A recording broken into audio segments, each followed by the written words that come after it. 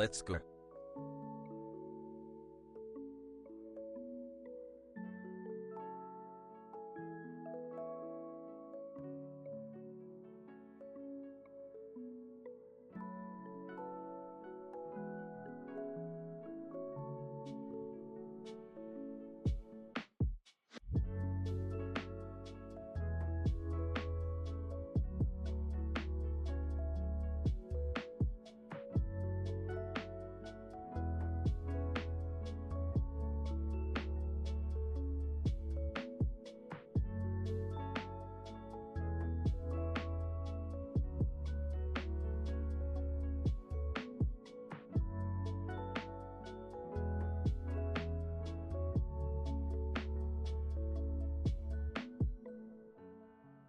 Let's fucking go.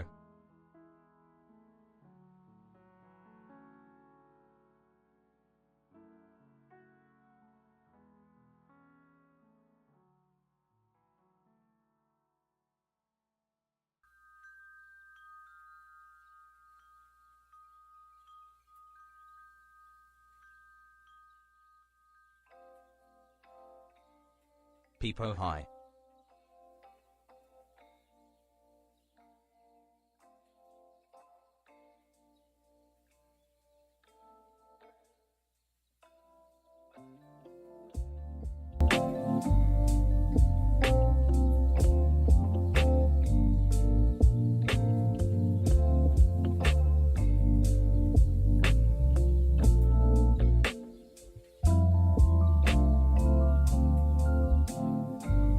Let's USA. It's raining outside the daycare and I don't want to get a cold.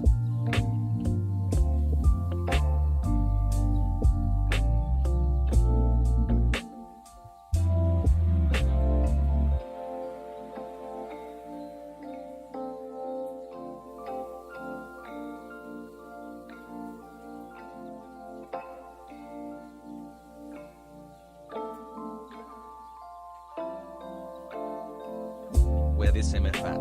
Raised eyebrow. Where this MF at? Raised eyebrow. Where this MF at? Raised eyebrow. Where this MF at? Raised eyebrow. Hey chatters. 5 months since election coverage. That's so cray cray. Just need to make sure you know some things. You are loved. You are enough. You are not alone. We will get through this together. Bring it in chat has hug hassle has hug. Blankies, blankies, blankies, blankies.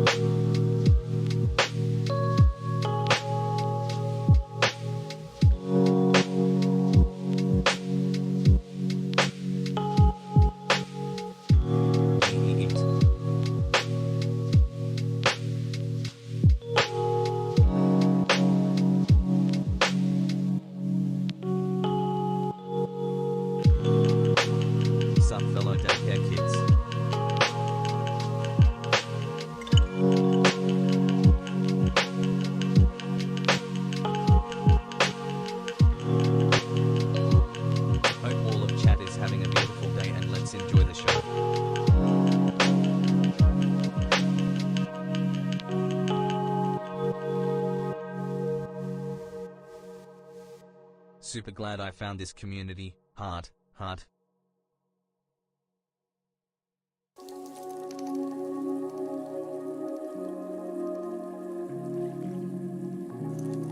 I'm a new frog. This is a great podcast stream to get me through the workday. Thanks, chap.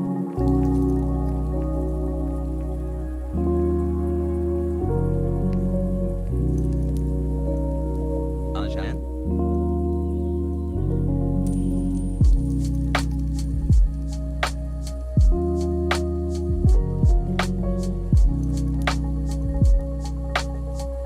Hey chap, let me get some names for my son. My wife is 6 months pregnant.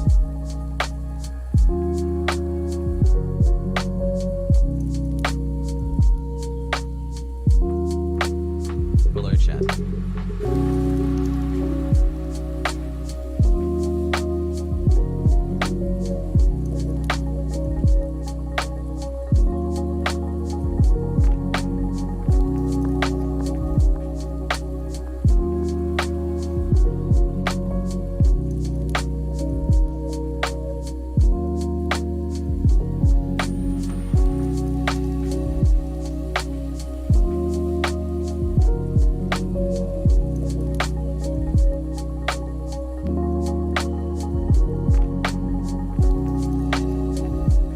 Don't get to tune in live too much these days, but always watch YouTube stuff. Hassle.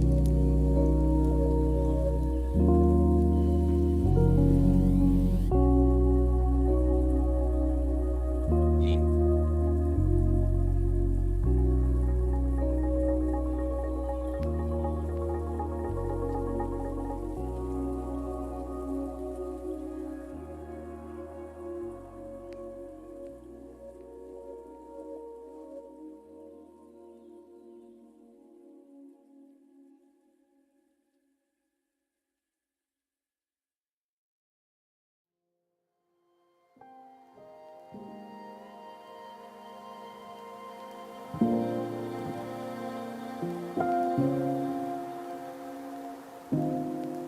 Eat that rich pussy.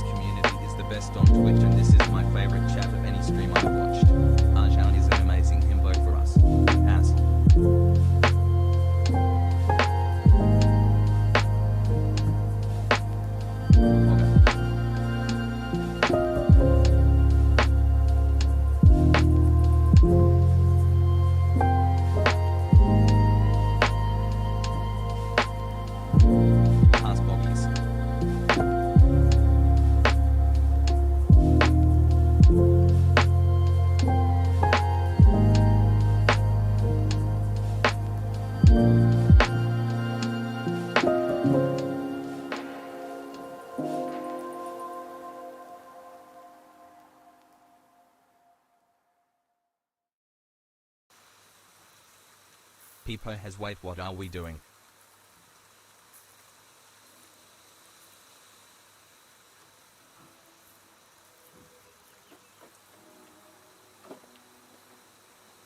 hassle.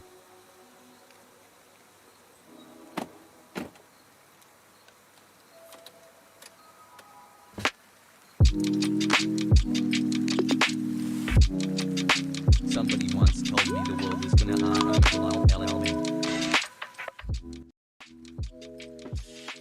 What's going on, everybody? I hope everyone's having a fantastic evening, afternoon, pre-noon, no matter where you are in the world. I'm Hasan Piker, and this is the HasanAbi broadcast coming to you live from sunny California, Los Angeles. We are live, folks. We are live and alive, and I hope all the boys, girls, and MBs are having a fantastic day. It is Wednesday, March 24th, 11:11 a.m., and I'm early, or I'm right on time, as a matter of fact. And I hope everyone's having a great day so far. Love you, chat has hug hassle. My dad is visiting from Turkey. He's here. He came in last night. They have a place they've rented out, so they're not gonna be staying here. They'll be in and out of here, but mostly staying at the place that they're renting. Is your hand still red? Yes, I fucking slammed my desk so hard that I'm a little bruised, but it's not the end of the world. I was a little mad last night. I was very mad.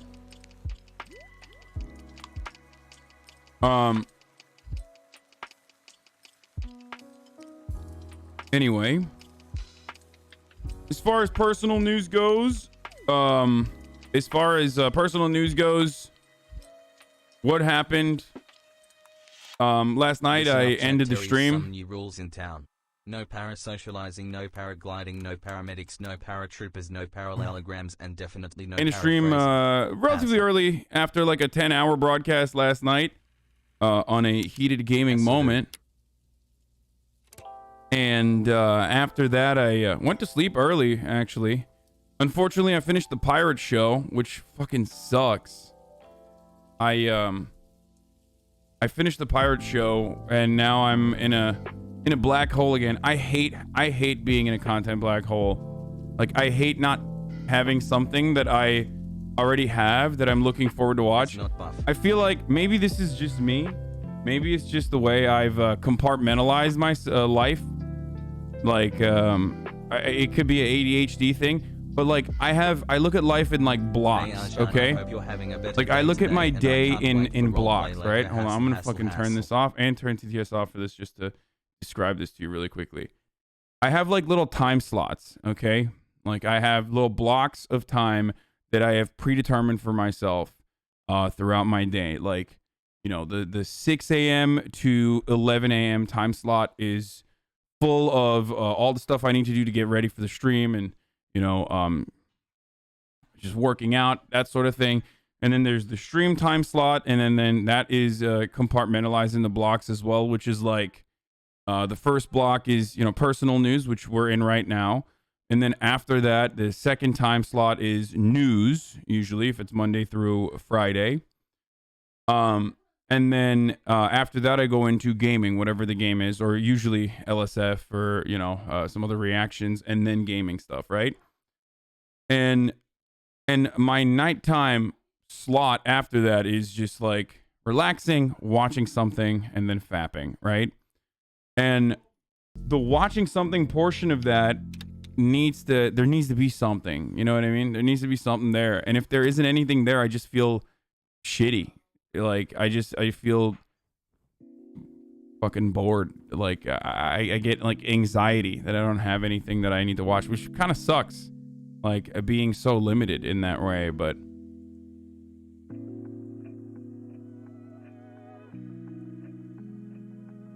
anyway, there's a new Booboo Bennet video which we will take a look at later. As far as news goes, there is this is a wonderful day. It's a wonderful and sunny day in California, Los Angeles, but there aren't any like severe hardcore news stuff. There's more information coming out about the Colorado shooter, but yesterday was pretty hardcore in regards to news coverage, and there isn't really anything going on unless you guys have some shit that you want me to look at.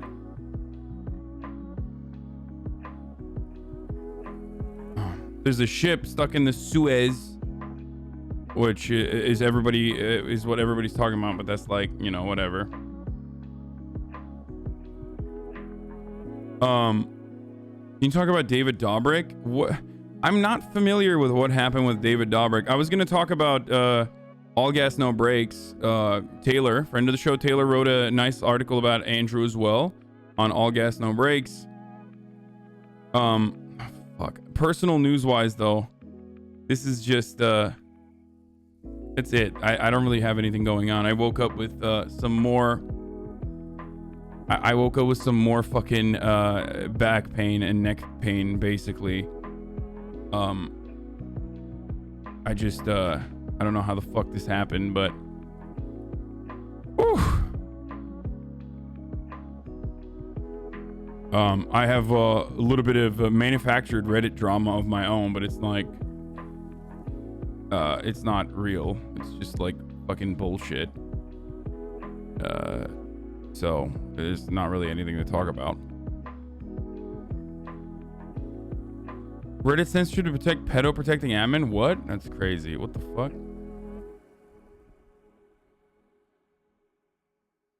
If we can say the shooter in Georgia was a white terrorist, can we say the shooter in Colorado was a Middle Eastern terrorist, or is that not a typical Democrat hot take? What do you mean? Both of those shooters are fucking terrorists, okay? Also, they're both white. One is Muslim and white. The other one is not Muslim, I guess, probably Christian or some shit, but they're both white. You could say he's a Middle Eastern terrorist, though. He's Syrian.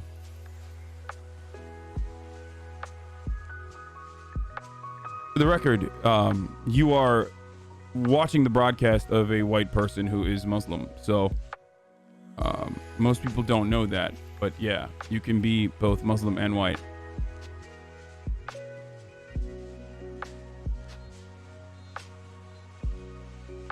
Yeah, I know this is a fucking shocking revelation for a lot, but there's a video describing the David Dobrik drama. Okay, maybe we'll look at it. Is it drama or is it like actual serious shit? Anyway, regardless, there's a huge homeless sweep at Echo Park Lake. People are protesting. Can you check it out? Sure, I'll take a look at it. Here in Echo Park, solidarity with our unhoused neighbors, public space for public good. Holy shit, that's a massive gathering. What the fuck? In the state of California, which is supposed to be the libtard safe haven for everyone, we treat homeless people in the most brutal ways possible. We absolutely like people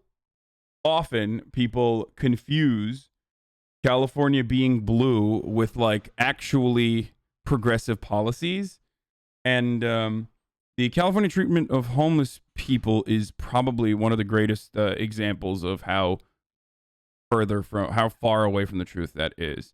If you recall, a thing that I covered here, I'll just start. I'll get started already. I'll tweet out that I'm live.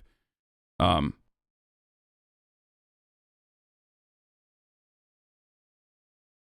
live. Daycare is open. I got back pain and drama and news coverage for you. Get in now.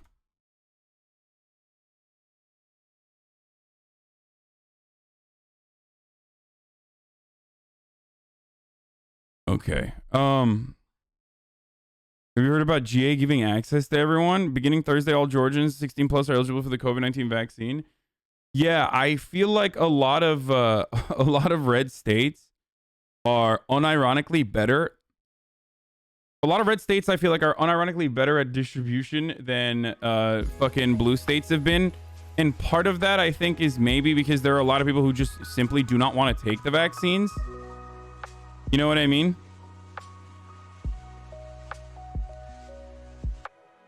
Like in a lot of places I feel like people are just not interested in taking the vaccines. So because like guys, Oklahoma had a better distribution strategy than California for expiring vaccines. You know that, right?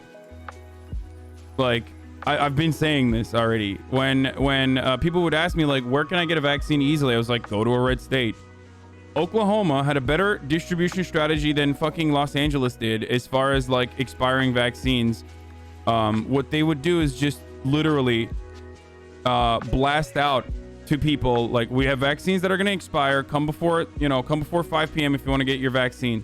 And they would just vaccinate anyone that needed to get vaccinated. Me and my activist Allxes, what the fuck is Allx? On Dream Tweet are watching you very carefully today. Make sure you don't step out of line and defend your friend who just happens to be a woman. Casey Tron and any other friend. People who have dared cross us. We all know what goes on behind the scenes. Don't even try to play this off. Okay, come on, Gorbachev. I already have a group of freaks up my ass at any given moment. Allies with an X? Oh, God. Ugh. It's so funny. The Woomixon stuff is so interesting because, like, I'll randomly have someone that is like maybe in the comedy scene in Los Angeles, right? That I know, that I've known for years, and they'll be tweeting about like Woomixon, like as a unironically, they're like, oh, I'm so glad we raised money for Woomixon, like Asian Woomixon. I'm like, what the fuck are you? Like, dude, what? I can't tell if I'm like literally getting too old, or are people just like genuinely bored and they're looking for new ways to, you know, flex their fucking allyship points? You know what I mean? I don't get it. Like, I feel like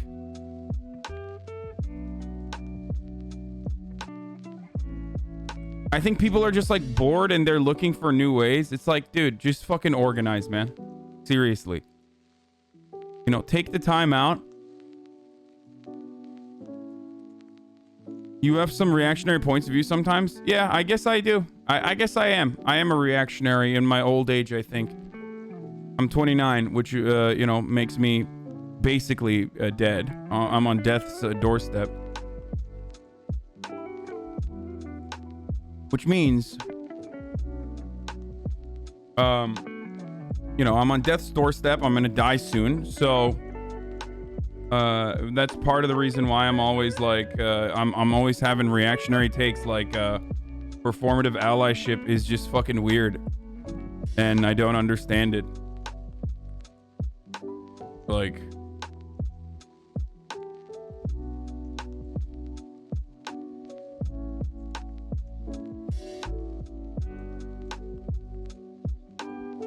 you hurt your back sleeping, you old? No, I don't think I hurt my back sleeping. I think I hurt my back streaming, and then sleeping just exacerbates it. Anyway, how was the COVID-19 vaccination campaign going in your state? We'll take a look at that in a second.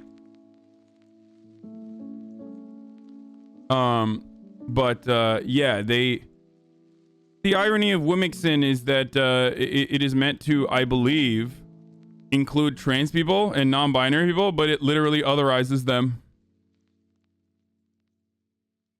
implying that they are somehow different than cis women, which are the normal women. Do you know what I mean? So it's just a swing and a miss, you know, as always. A swing and a motherfucking miss. I live in Oklahoma, 20 with no comorbidities, and I'm already getting my second shot next week, mostly thanks to the efforts of tribal nations and the universities. Oh yeah, the tribal nations originally were having a really hard time, from what I understand, with both vaccinations and also with COVID protection within their own tribes, for obvious reasons: lack of federal funding, lack of help, you know, being consistently undermined and underfunded. But I remember reading something about like how tribal nations in certain areas were just fucking blowing everyone's back out in regards to vaccinating their populations. Anyway, although our governor is definitely going to use this to use to earn re-election next year.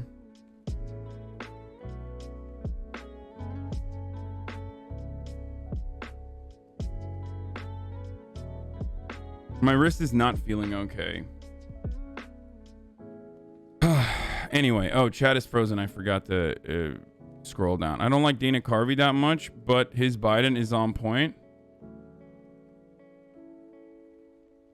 We'll look at it in a second. Hello, Hasan. How's Hasan doing today? They're also vaccinating people who don't live in the tribes. My friend is driven.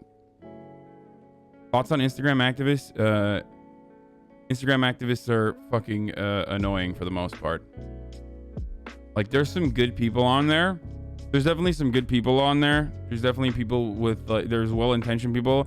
And then there's the fucking post a black square for showing your solidarity shit. And it's like kind of cringe. It's like the lowest form of activism. Hashtagtivism. Slacktivism. Whatever you want to fucking call it.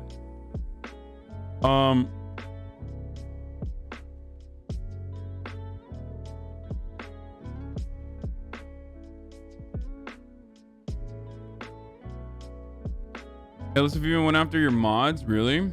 Jesus Christ. The lowest of the low is motherfuckers who are like, I'm so upset about something that they like legitimately are not fucking upset about. The HasanAbi dude on Insta is cringe as fuck. You're absolutely right. You're fucking correct. That dude is super cringe, dude. Anyway. All right. So let's get started. As far as where do I want to start? I want to start off with Meghan McCain, most likely. The gun industry is, of course, preparing for a surge in demand after back-to-back mass shootings, which is an incredible story, an incredible headline. It's just so America. The greatest nation on earth, baby. Americans bought record number of guns in 2020 because of the BLM protest, because everyone was getting ready, brother. Getting ready for onslaught, getting ready for war, brother. And as you all, some of you do not know this, and you're about to find out, but famously, Americans buy more guns under Democratic leadership. Usually the highest point of gun sales occurs under Democratic establishments right after a mass shooting, because everyone goes out and purchases the gun because they assume that that gun is going to get banned. Now, they're stupid for assuming that that gun is going to get banned because, come on. Gun manufacturers, baby. They're way too powerful to ever have any sort of, any sort of gun get banned. This is their bread and butter. But, never felt she needed a gun. You know, another high point of gun sales was, another high point of gun sales is during times of conflict. Until now. Which is coming now. Mother of 3, she bought a Smith & Wesson and is learning how to shoot because the world she knew has changed. I feel really scared. Ammunition came from...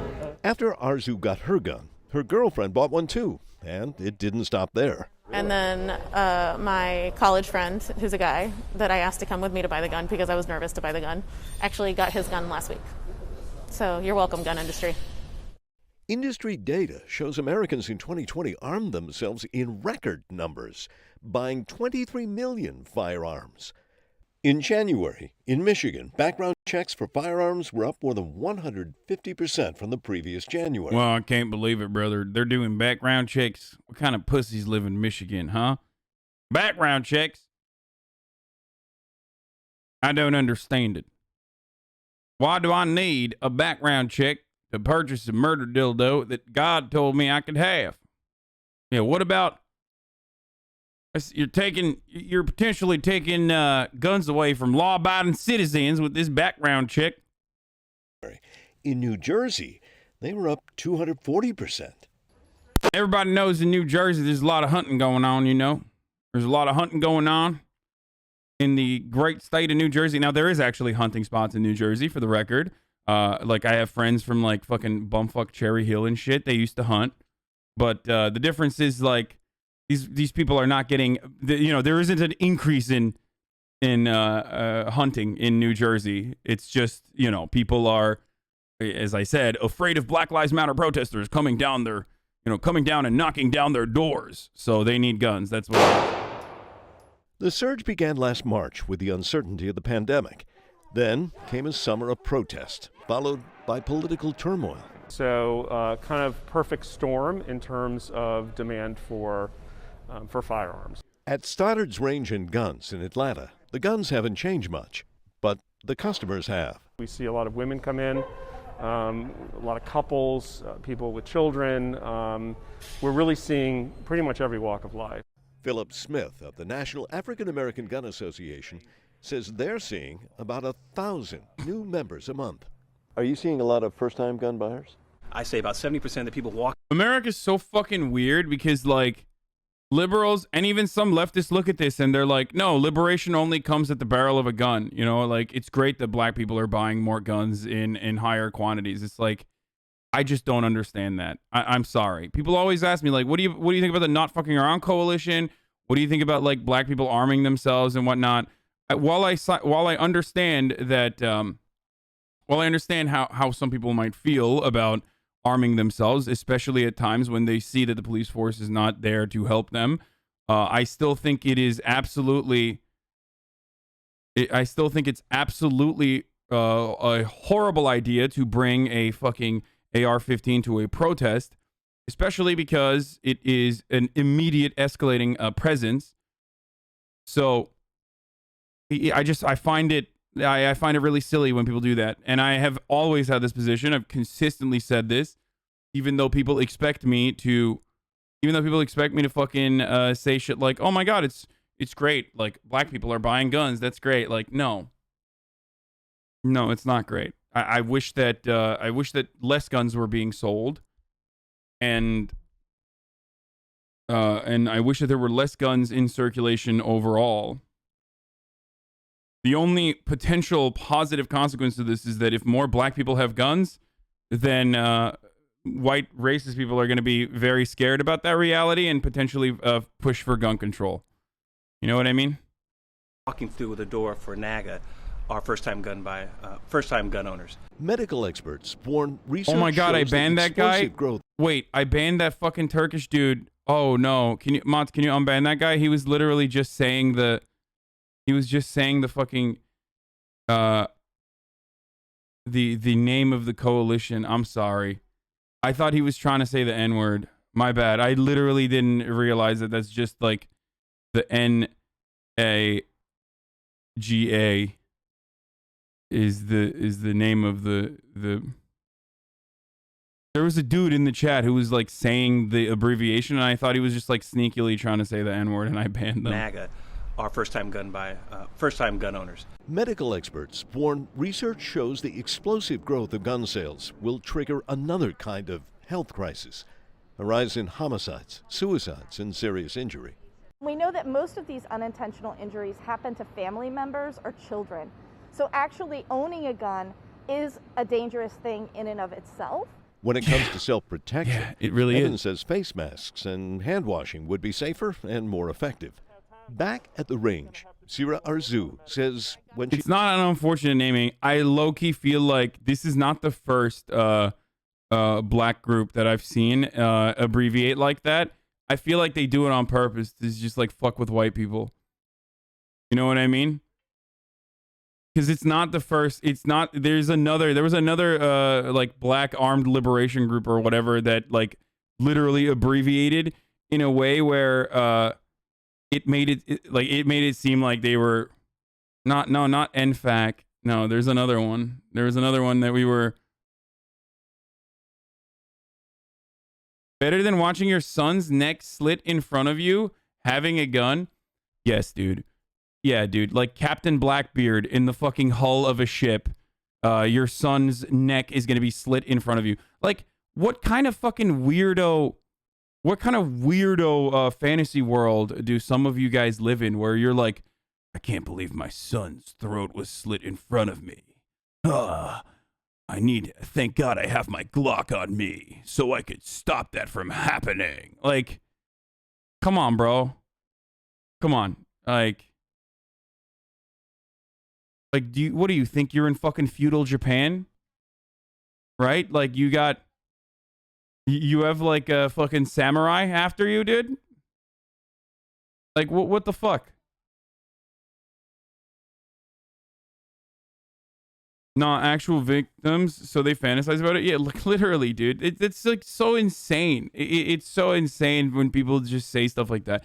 I need to have my AR-15 because what if a death squad comes knocking down my door to force feminize my daughters?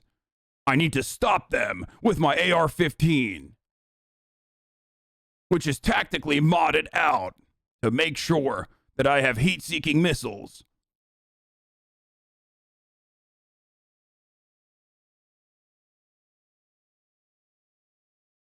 She's not practicing. She keeps her new gun locked away, hoping she never needs it, but takes comfort knowing it's there in uncertain times. Oh, I don't wouldn't know, they it's want their just- daughters to be feminine? Sorry. Force feminize my sons. See, I called them daughters already. I misgendered them. The liberal agenda. It's like a security blanket, you know? Martin Savage, CNN, Atlanta. It's already working. I called them daughters when they're my sons. Oh no, I need a gun to fix this problem.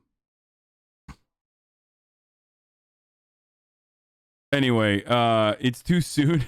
Look at it. It's too soon to know that back-to-back shootings will affect the sales of firearms. Well, we have a way to know. Yeah, I sound like fucking Surefour's a character, Kenny Hawk, right? Lenny's inbred brother.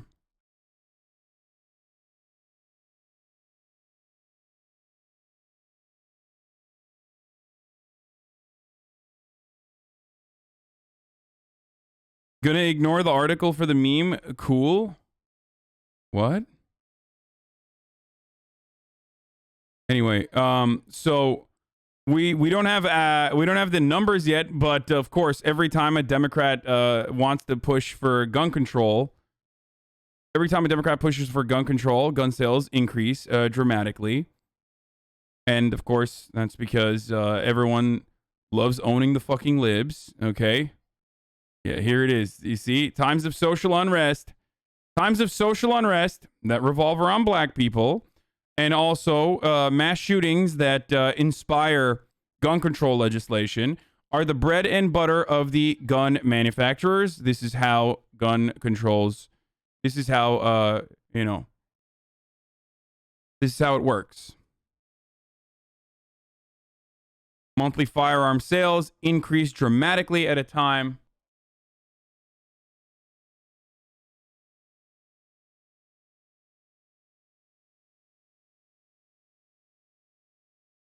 Hold on. I'm gonna actually twat that out.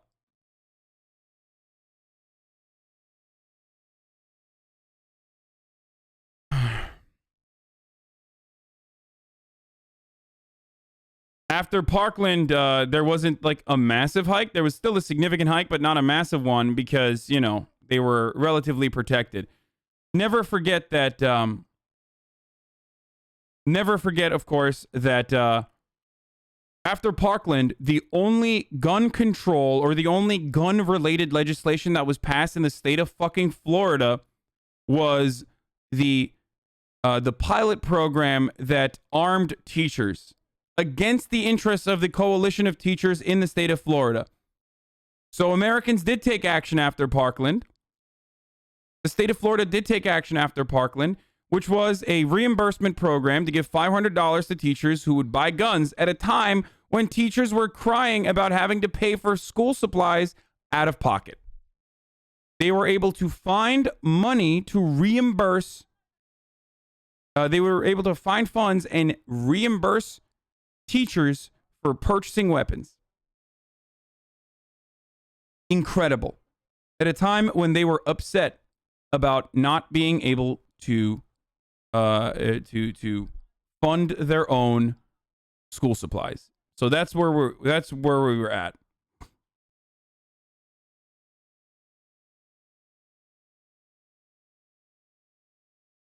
You see this after every shooting? Yes, because my job is basically saying the same things over and over again into a void until the people that hear what I'm saying decide they're more woke than me and move on to other shit. And the new group comes in and they're like, oh, wow, this is some new and unique information I had never found out about before. And then they listen to it and then they find out and then they move on. And I just repeat the cycle endlessly because things never fucking change in America. This is it. I've been I have made a career out of repeating myself for the past 10 years almost, where I literally say the same exact things over and over and over and over again. And it sometimes feels like I am literally yelling into a fucking void. Okay?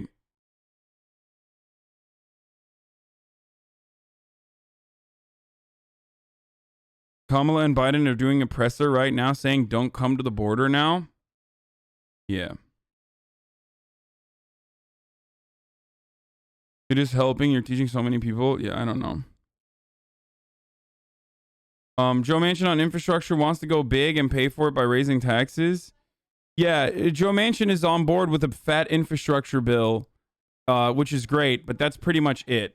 That's the only time that Joe Manchin has ever been positive. He said that he was he said that he was on board with the infrastructure bill from before. Kirsten Cinema, it's simple. Equal work deserves equal pay. I don't know why she even fucking tweets. She's such a piece of shit. Anyway, how's your hand today? It hurts a little bit. I'm so fucking mad. I was so mad last night when I got fucking owned by stairs.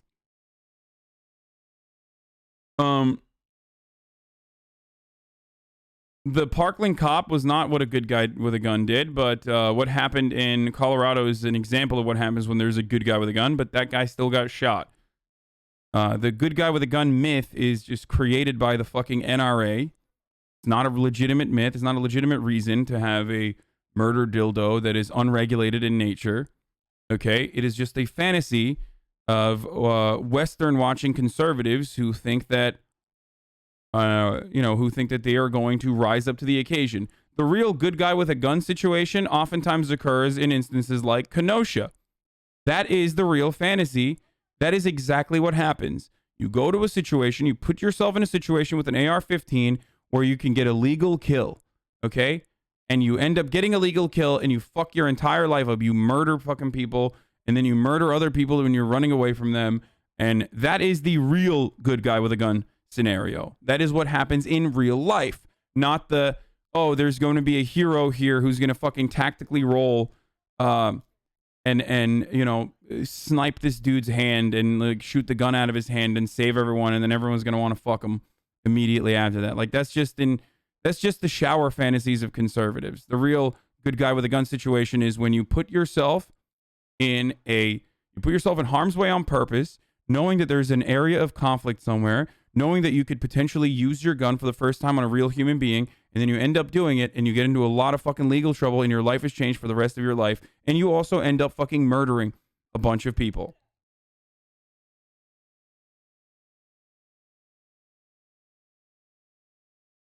Like the fantasy that happened in Texas?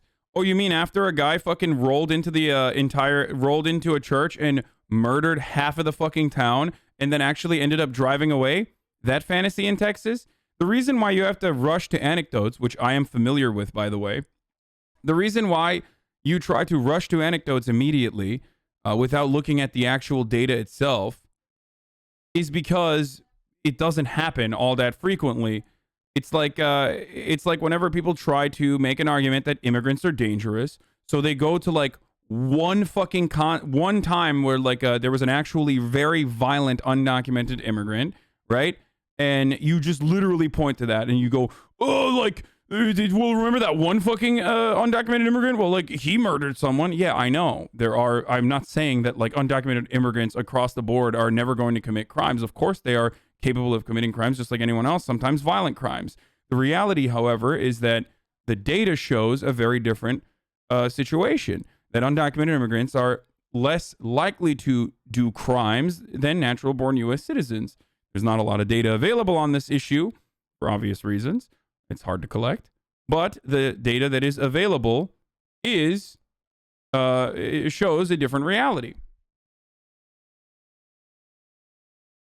Anyway. I think you were referring to the guy who walked into a church and killed 3 people, was shot and killed by this old guy with a gun. That wasn't in Texas. That was another one. But I remember that. I remember that one too. Yes, that was one instance. Okay, I'll give you that. I know what you're talking about. I watched that. That video was fucking sick. That was in Texas? I thought that was somewhere else. I mean, he still fucking killed people, but which is, you know, kind of defeats the purpose, but it was fucking dope. It was dope to see. I remember inside of the fucking church where that old guy just fucking claps the shooter. Again, look at the data and realize that that doesn't happen routinely, though.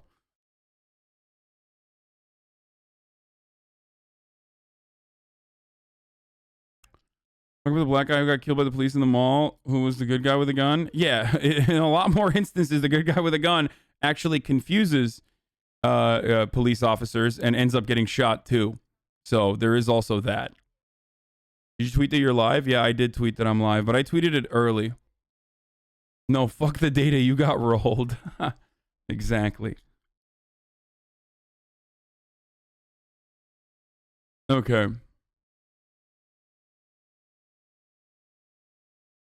Even people who have taken gun courses and lessons, the instructors will break down that myth and tell you that you have no idea who the good and bad guys are when you're in the shit. An active shooter scenario is chaotic. Exactly, which is why we joke about all the fucking instances where fucking we used to watch those like tactical shooting drills and shit like that, and they'll always be like, I'm a responsible licensed gun owner. I'm a responsible licensed gun owner. Like, it's just fucking bullshit, okay? Like, that should never be a problem. That should never be an instance where that's like a real issue, but it is, because we live in America, so. Anyway.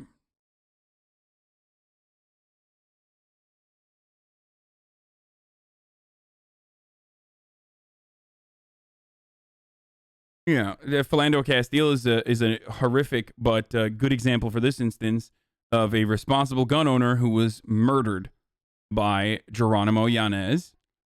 He did everything. He followed what you're supposed to do as a responsible licensed gun owner, and he still got fucking murdered. And the justice system let his murderer go. It happens a lot.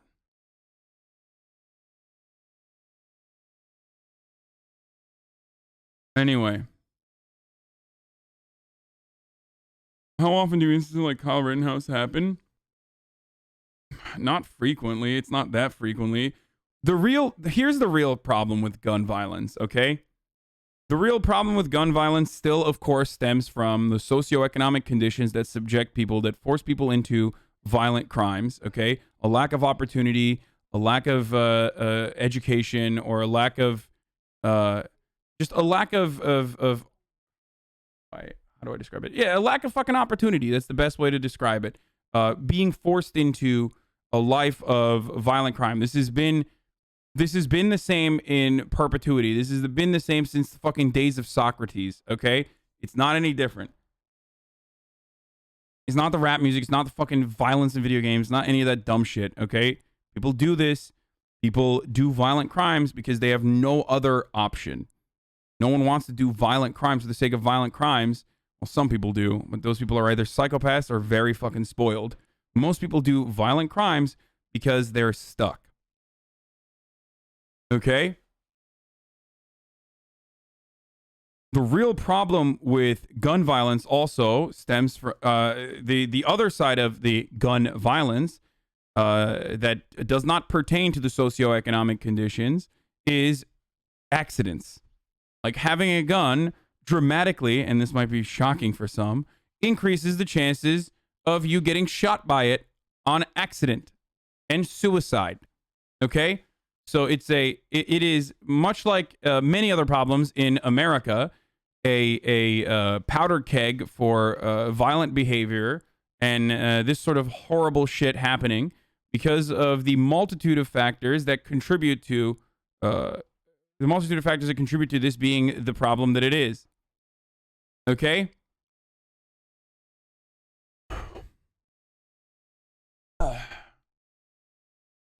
Going forward, when people ask me, like, why does this shit happen? I'm just going to say America. Because all of the wonderful things that happen in America That is the reason why there's so many issues.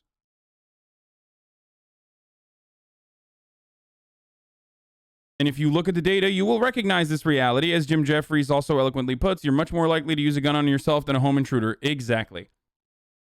You're much more likely to have your child use the gun on you or themselves than a fucking home invasion or an intruder that's like robbing you or some shit like that.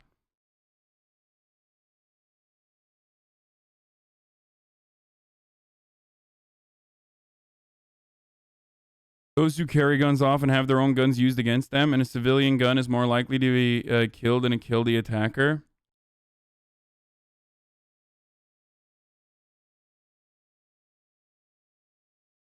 Yeah.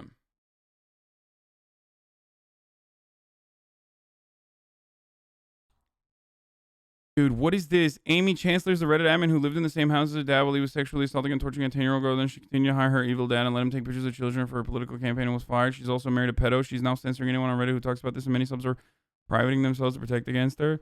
What the fuck? Dude, every fucking... No, I'm not covering Reddit news. I'm sorry. I don't know what the fuck that is. I don't want to get into that dark... That is the darkest fucking corner of the internet. Motherfuckers who know what's going on Reddit and shit that happens on Reddit is literally just the worst. No, I'm not touching that with a fucking 10-foot pole. It's one of those things that like people straight up fucking get super, super duper invested in. And then we find out that there's like a bunch of misinformation on either side. I don't know what the fuck this is about. I do not want to cover it. I'm staying the fuck away. It is like people who no longer want to be on 4chan because 4chan is full of fucking boomers moving over to Reddit and like you know, creating new issues or some shit.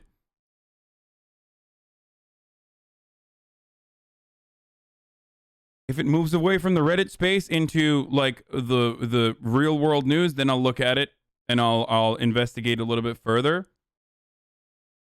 I just don't want to touch it. It's like one of those like people on the internet have pocket issues, right? Like that they legitimately care about. And by the way, those issues are important. Obviously, like what you're describing is really, really fucking horrible, right? But one of those issues is one of those pocket issues, for example, is what's that fucking what's that actress's name? Johnny Depp's wife. As soon as I mention it, people are gonna fucking start spamming it. Like every now and then, whenever like Amber Heard, like you'll see it. Amber Heard is like one of those things where everyone's always like, dude, did you talk about Amber Heard? Why do you never talk about Amber Heard? Why do you never talk about Amber Heard? Okay, she's an abuser. Like, she is abusive. And it's always like, it's rarely about the actual fucking issue itself, and more so about like the double standard that needs to be expressed immediately. She's the Green Party candidate in the UK news over there. It's like, I'll literally be covering like a fucking terror attack that's happening or some shit, and motherfuckers in the chat will be like, why aren't you talking about Amber Heard right now? Please, you need to talk about Amber Heard. When in fact, I should be talking about the real news, which is Meghan McCain. Capacity. We're going to talk about Meghan McCain, okay? Meghan, my father McCain, and what she said on The View, which is incredible. So let's move on to that right now. Capacity. And I think the question Democrats have to reconcile with right now is whether or not race and gender are more important than qualification. So if you have... Okay. Only dumbasses actually believe that like race and gender are more important than like actual qualifications. And also inversely, only fucking racist dipshits automatically assume that someone is in a position of power because of their race and gender rather than their qualifications, because the subtle implication behind that sentiment is that only fucking white people are deserving of the positions. Like, they've literally worked for those positions, and no one else has actually worked for the positions of power that they're in. Now, there are certainly dumbasses who say dumbass shit on the liberal side because they have been completely fucking poisoned by you know, like neoliberal hyper focus on identity politics, and will literally say things like, yes, I'm like Tammy Duckworth, who said recently, I am not confirming any other Democratic Democratic admin appointees unless they are Asian or you know, from a marginalized community. It's like, dude, you're being fucking ridiculous. Okay, when you say shit like that, you literally make it seem. When you say shit, oh, this is in response to Tammy Duckworth. Okay, when you say shit like that, you are literally playing into the fucking meme. Okay, you are literally playing into the meme that Republicans have of Democrats, where they say Democrats only care about race. Democrats only care about what your background is. The real answer here to everyone that is unfamiliar with my position is your race and your background only matters as far as those experiences guide your worldview. You can be a black person who is a gigantic fucking racist. Candace Owens is a perfect example of this. She is literally a black white supremacist, okay, who uses her identity as a shield to deflect away from criticism and to justify white supremacist rhetoric and make white supremacists feel comfortable about their deluded worldview. So, being black automatically does not absolve you of racism. Being black automatically does not qualify you for a position. And being black automatically does not disqualify you for a position. In the words of Cornel West, black faces in high places is not actually a good way to dismantle structural racism. Okay? That's not how it works. That's precisely why the Democratic Party is able to elevate black faces into high places and act like racism has gone away when it clearly hasn't, when they are not doing anything to dismantle racist power structures. Okay? So, having said that, I will repeat myself once again. I mention this all the time. Your background matters. Why does it matter? Because in a lot of instances, the personal involvement and the personal relationship you have had and the experiences you have had are dramatically different if you are, let's say, a black person from a very poor neighborhood. Okay?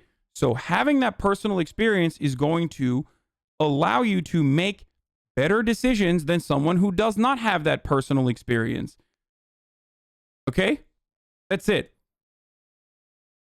Your background matters only as far as it guides your worldview, only as far as it guides your ideology. Okay. Let's watch the rest of this fucking dumbass clip. Right. And Meghan, when you see somebody say, hey, listen, I need us to be represented, do you think she should have done it differently, or do you feel like she was exerting her power as one in... So what's your solution? The only way to stop racist white people from being in high places is to literally physically remove them? Okay, we are not currently talking about firing racist people after they've demonstrated that they're racist or operated at the behest of white supremacist ideology. We're talking about hiring people, and we're talking about the qualifications of people. If you act like, if you act like fucking, no matter who the person is, if they're not from a marginalized background, that like you're not going to hire them or you're going to stand in opposition to hiring them, you're an idiot. If you act like, for example, I am going to have a black VP, a black female VP, for no other reason than the fact that they are black and female, like Joe Biden did, you are literally playing into the meme. Kamala Harris is perfectly fine as far as like qualifications goes. Okay? She is not my choice. I don't like her. But as far as qualifications goes, she has the bona fides. Okay? She could be a vice president. She could be a president. However, when you turn around and you fucking say shit like, I'm just hiring her because she's black and a woman, Jack, you literally, unironically play into the meme that conservatives portray Democrats as.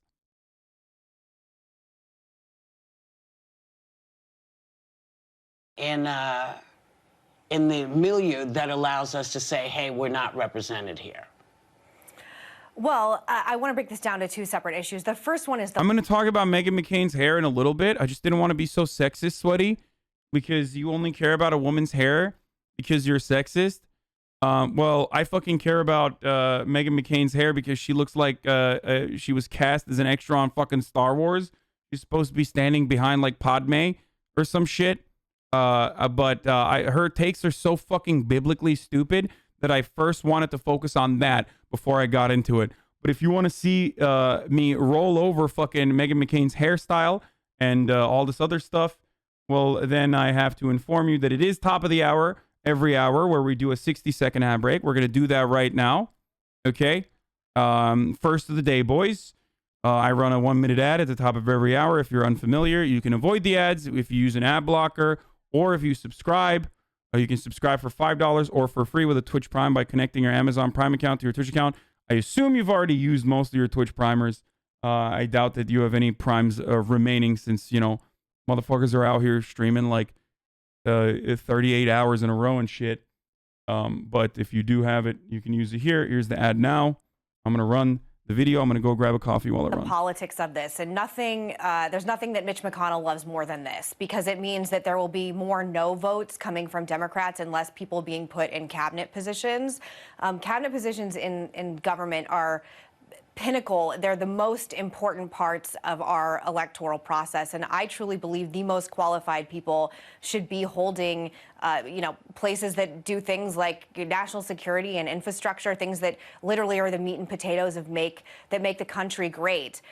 I believe that what makes America exceptional is the fact that we're a meritocracy, that you can be anything, that you can come from anywhere. Meritocracy is a lie.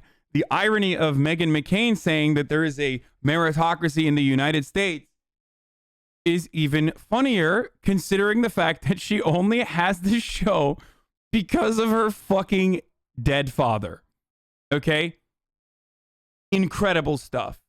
Incredible stuff. Hey, takes one to know one. Nepotism is fucking poggers. Okay? Nepotism is the reason why she literally has a fucking job. And to those who keep saying, Hasan, what the fuck are you talking about? It's because of your multi-billionaire uncle and his incredibly successful media company. That's the reason why you're where you're at right now. Well, there you go. You admitted it. Meritocracy is a fucking lie. There you go. Okay? Thank you for making my point for me. Jake's a billionaire? No, it's a joke. I'm joking. Like, motherfuckers would be like, Hasan, I can't believe you're talking about Meghan McCain's nepotism when you yourself were a beneficiary of nepotism, which I am, and I admit it all the fucking time. Except, you know, it is ridiculous to make a comparison of like someone whose uncle works for fucking CNN versus someone who went and worked for their uncle for literally no money whatsoever when they were a 26-person YouTube company. Like, they weren't really a company. They were just a fucking startup on YouTube. So, you know, even then, I still admit it. Even then, I still fucking admit my position. Wombologist, thank you for the 10 tier 1 gift subs and before as well. Yeah,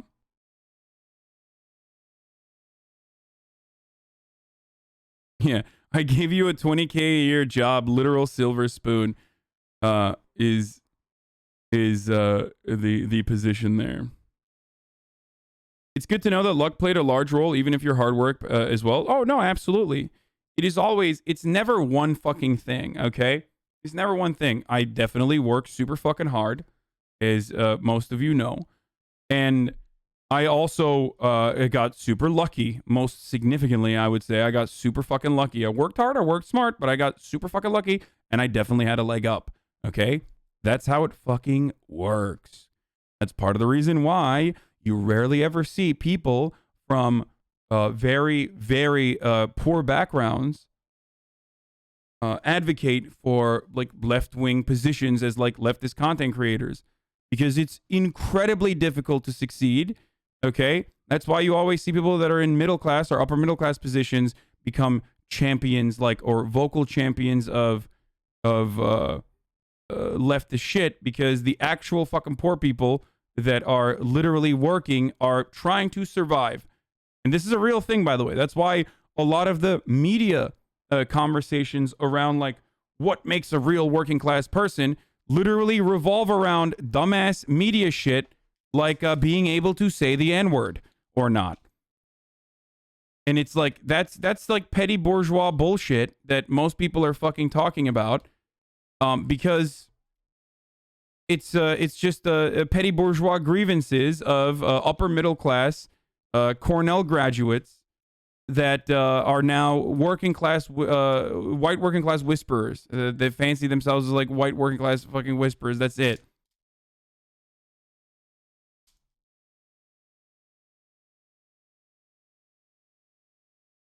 Okay. Veritasium video on Luck is pretty good. Yeah, I agree.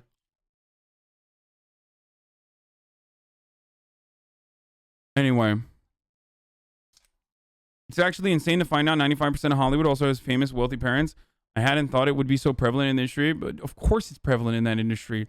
In order to make it in fucking Hollywood, you still have to work incredibly hard. You have to be incredibly lucky. You have to have the fucking network that works for you. But remember, you literally have to have backing. Like, you have to be fucking... Guys, I come from an affluent background, as I've said before. Not as affluent as others, obviously. But, like, even then, I had to fucking live in a goddamn frat house. Okay? I had to live in a fucking kitchen of a frat house to live in Los Angeles, to be in this area. And I am more privileged than others. And even then, it was not the fucking easiest. Do you see what I'm saying?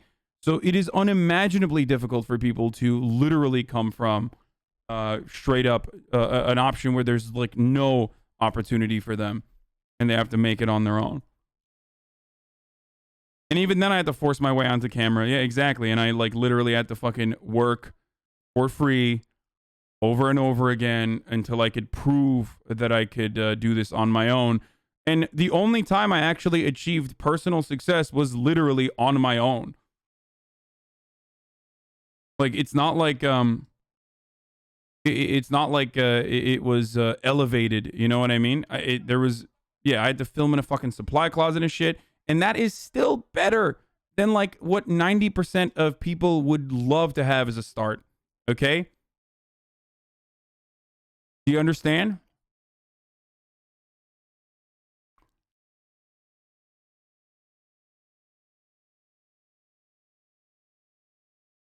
That's the reality. That is literally the reality. Is like that there are always people that are more that are better off than you, but there are always a lot more people that are worse off than you.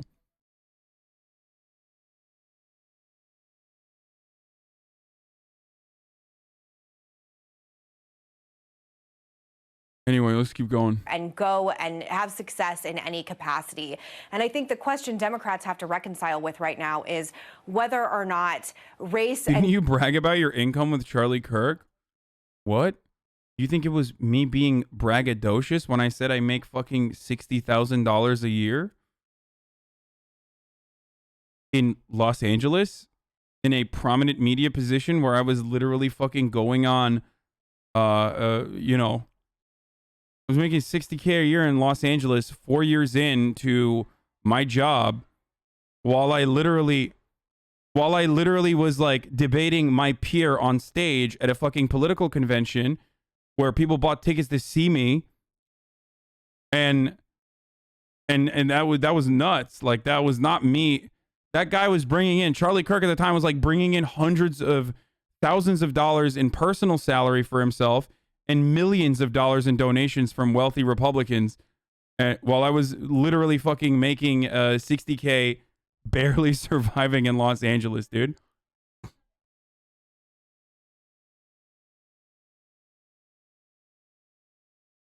$60K in LA is not a solid amount of money. It's broke boy shit. Straight up.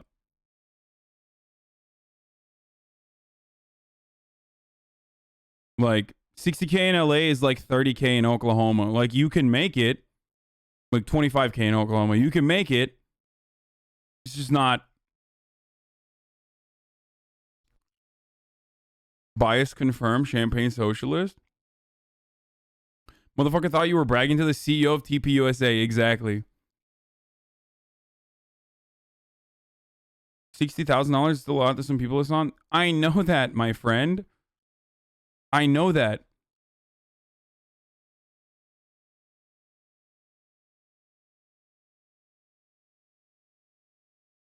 $60K in LA is a 1-bedroom apartment, maybe money. 1-bedroom apartment? I had fucking 2 roommates, motherfucker. What do you mean 1-bedroom apartment? What do you think, I'm a billionaire?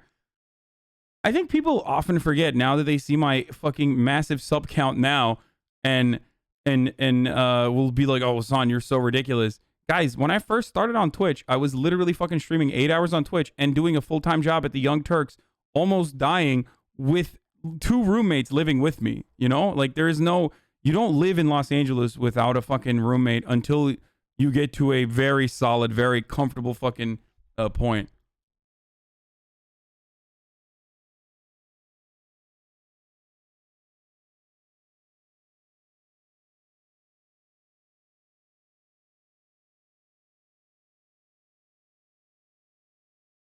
You can barely afford a studio with 60K in LA. I would know because I live in LA and make 60K. Yeah, it's, you would have to be very lucky to afford a studio with $60,000 salary in Los Angeles. You would have to find like a really good, you would have to find a really good situation.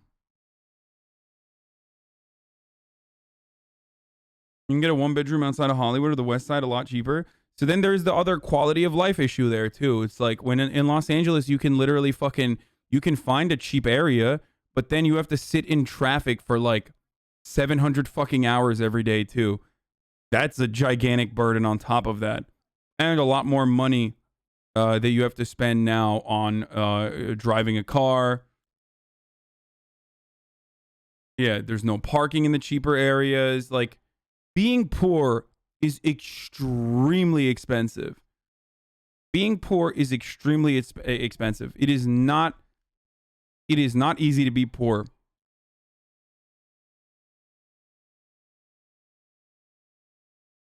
$80K is the in Los Angeles, $80K, especially in like the West Side and shit. $80K is the bare minimum for like very good survival. It wasn't until I hit that point where I was no longer budgeting out every fucking thing that I was doing. You know what I mean? And even now I live way below my fucking means, as you already know. Someone said take the bus. Yeah. Take the bus in Los Angeles? Wait, let me take the bus in LA, dude. Oh, my man said take the bus, bro. In Los Angeles? Oh, where do you live? You live in like Paris or something? Is that what it is? You live in Europe? You live in one of those, socialist nations that you assumed that a major American city would have a decent public transportation system? Pretty good. There are buses in Los Angeles. What's wrong with that? Everybody else in LA gets by taking the bus.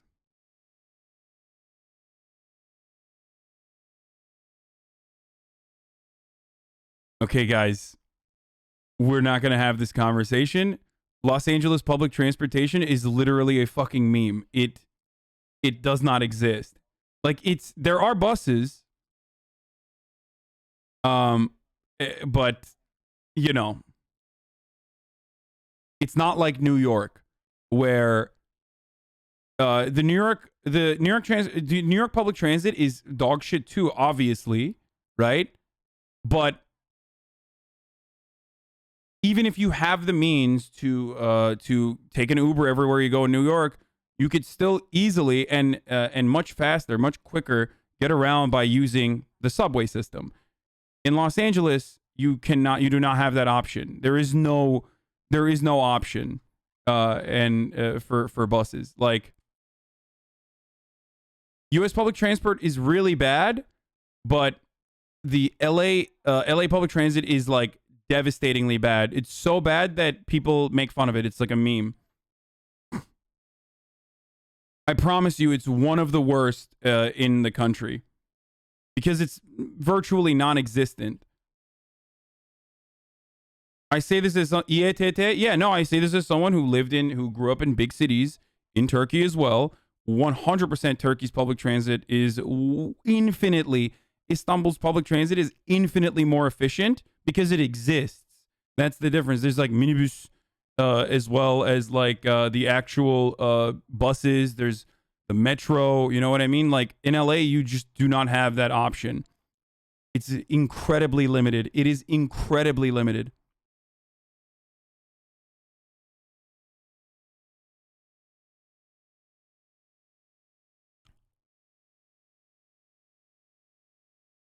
But you probably didn't know, which is fine. And gender are more important than qualification. So if you have someone who is more qualified, who happens to be a white, straight person, who is more on paper, has more experience in whatever field that they're being nominated for, than a minority with less experience, are we now in a place where this matters? And there's a lot of really interesting politics going on in the country right now, and I'm going to give just two really quick examples. One is Harvard University and Ivy Leagues are actually being sued right now for not letting Asian American students in at the same rate that they are letting black students in. Maybe talk to a native that actually used it instead of just repeating memes when you don't know what you're talking about. Yo, this shit fucking frustrates me to no end, motherfucker. Like, if you live on a fucking bus line, if you live on a bus line and you were fortunate enough to be able to exist on a fucking bus line, then shut the fuck up, okay? Maybe talk to an actual native. Like, what do you want me to do? I've been living here for nearly a fucking decade, brother. What do you want from me? Like, are you still gonna pull the fucking transplant shit on me? Really? Native. I can't believe you're literally, Bro, I walked miles to get on the bus line. It wasn't on my corner. Oh, really? Mr. fucking dog-like Nate, LA native. So you're admitting that it is literally the most inefficient fucking public transit system on the planet by admitting that you walked miles to get to the fucking bus line.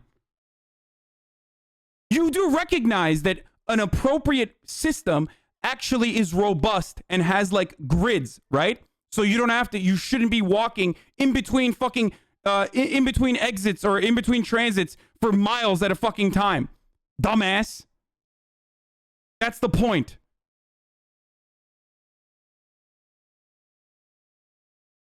You walk a block at most.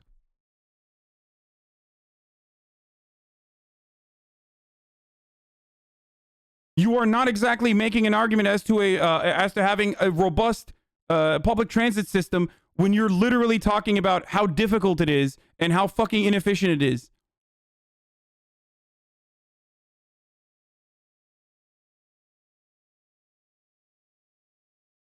Motherfuckers are like literally defending LA public transit at this point. Jesus Christ, dude. That was years ago, and now the orange line has been extended all the way through the valley. Okay. It's good now, I guess.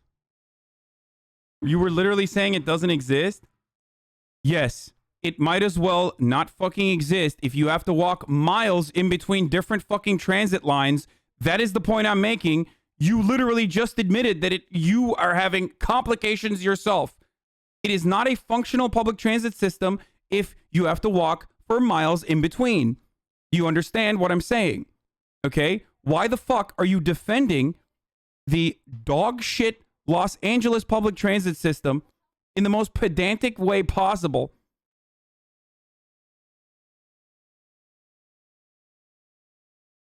I don't understand, bro. Like, look, the LA public transit system exists if you have a rollerblade, okay? And if you have a bike that you can, carry around everywhere you go, and then, like, you get from one bus to the next one, it takes you 3.5 hours to go there because the traffic is also dog shit because there is no other alternatives like a metro or a subway. There's a light rail system that is, like, been being built for decades and whatnot. As long as you were, like, not 7.5 miles away from the fucking main line, you should be fine. I don't get it. Like,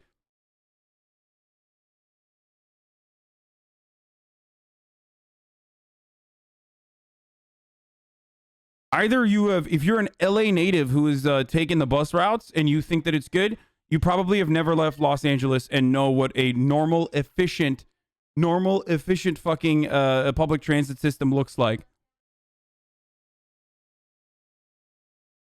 No, LA doesn't have bus lanes.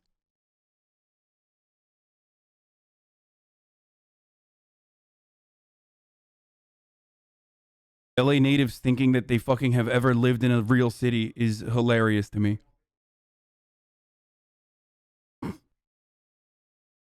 Sorry, brother. Maybe you should leave. Maybe you should leave Los Angeles a little bit. See how real cities and normal cities actually work.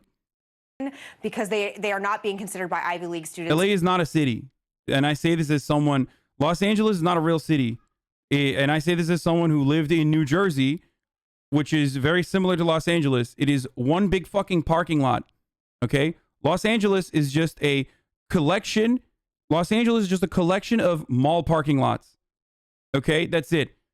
Imagine the worst Trader Joe's parking lot that you can imagine. Okay, just for a moment, imagine the worst Trader Joe's parking lot. Everyone is old as fuck. You've come in to grab some cookie butter at the peak hours. Okay, you really want that cookie butter. You finally get it. You get back in your car and it's gridlock. That is the entire state. Every population dense area in Los Angeles is literally a Trader Joe's parking lot at its peak hour.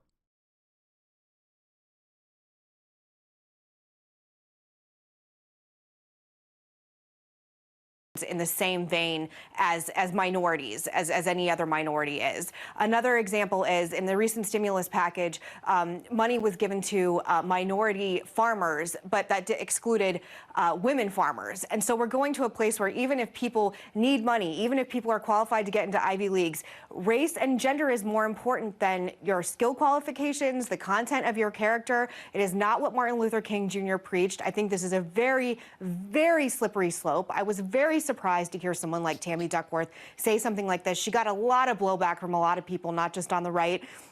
And I think this is actually just the natural progression of identity politics. And I will say, just to put a cap on this, The View is 25 years old next year. We've only had one Asian American co-host this show. So does that mean that one of us should be leaving at some point because there's not enough representation?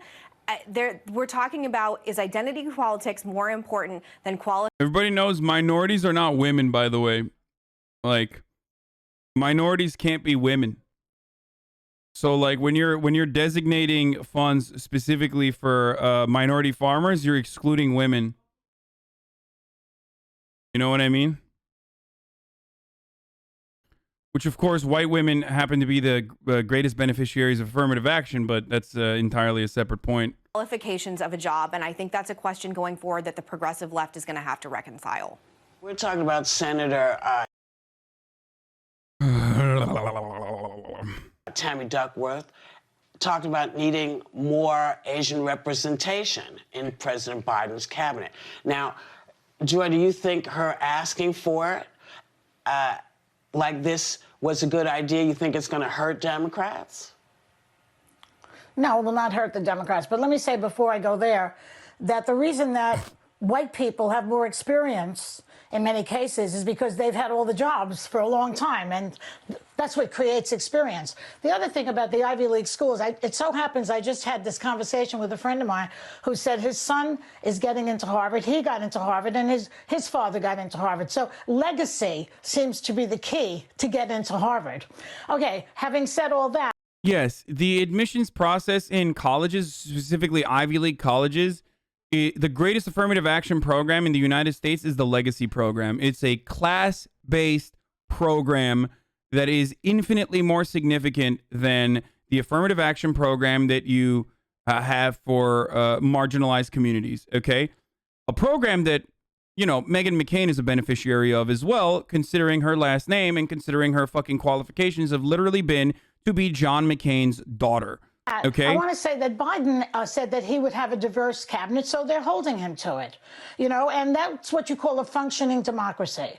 If you told Trump, you know, that you wanted more diversity, he would not only ruin your career, but say that your wife was ugly. You understand what I'm saying? So I think that this is working for the Democrats because we are an open policy party and we want more and more diversity. And so, and you know, you're never going to get a raise unless you ask for it. So, of course, Tammy Duckworth had to ask for it. And, you know, he responded. That's what you call a functioning democracy. Yeah. Meghan? Yeah, I just told you during the We were commercial talking break, earlier, yeah. Whoopi, that I just wanted to clarify in regards to the farmers. I was just concerned that women farmers were not included in the stimulus along with. Hey, dumbass. Black women, brown women exist, right? Like, you know that, right? I don't know if you just like literally specifically think that like this program specifically was for black male farmers or some shit. Unless she like unironically is currently unaware that she like that there isn't a specific qualification for women that's separate from minority populations or something. I really don't get it. Like, is she straight up unaware of the reality? Like, she means white women, right? I think that's what she's talking about. She has to be. With African American farmers, and I thought that, you know, given Like, what is this qualification? What about black farmers? But what about women farmers? What? Okay. Like, they're not separate. There are women farmers within the black farmer population. It's so weird. Why is no one correcting her? Like, it's such an easy slam dunk for Whoopi to turn around and be like, you know, there are black women, right? Like, you're standing next to one. Like, you're literally on the show with a woman who happens to be black, right? Like, I'm right here, Megan. You know what I mean? in the horrible year we've had and how deeply impacted farmers have been in the country, that they should have been included. And Yeah, the three genders is black, male, female. Wanted to clarify. That the women, that women should have been included. And so I would say to everybody listening, this is a case of saying, hey, you missed something. And we would like some inclusivity here as well. So go ahead. Whoopi Goldberg, you are a black woman. What the fuck are you doing? Why are you covering for Meghan McCain? I swear to fucking God, dude. What the fuck? Go ahead, Sonny. You had something too? No, I think we would all love for this country to be a meritocracy, but this country has not been a meritocracy. As Joy said, this country has long time sort of exalted and advanced white male mediocrity. And that's why people are asking for representation. I think it's not about gender and race being more important than qualifications. It's about the fact that there are many qualified women and minority candidates that never get the opportunity because of the, again, advancement of generally white male mediocrity. What decades of wealth and fame does to a motherfucker? Like yeah, I don't get and it. In terms of Harvard, I mean, Harvard won that lawsuit in 2019. So, in terms of representation is important across not only the educational field, but of course also across the employment field. My son got into Harvard, but he got into Harvard because of his hard work, because of his 4.0 GPA. The issue with farming is that the USDA and banks were not giving loans or support to black people specifically, so they earmarked money that could be spent on black farmers. It isn't a benefit. It's supposed to be corrective. Exactly. And it is, once again, like affirmative action, a Band-Aid solution, and obviously not like completely repairing the decades of issues that black people have been subjected to. That's it. That's the fucking heart of the problem. And people getting mad at that is ridiculous to me.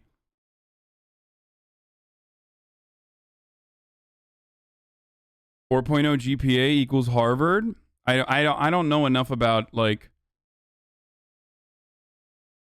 my girlfriend with a 4.9 GPA was rejected by Harvard. And wait, I thought 4.0 is the highest you can get. American GPA systems are so fucking weird. Like, why can't you just have like a regular system out of 5?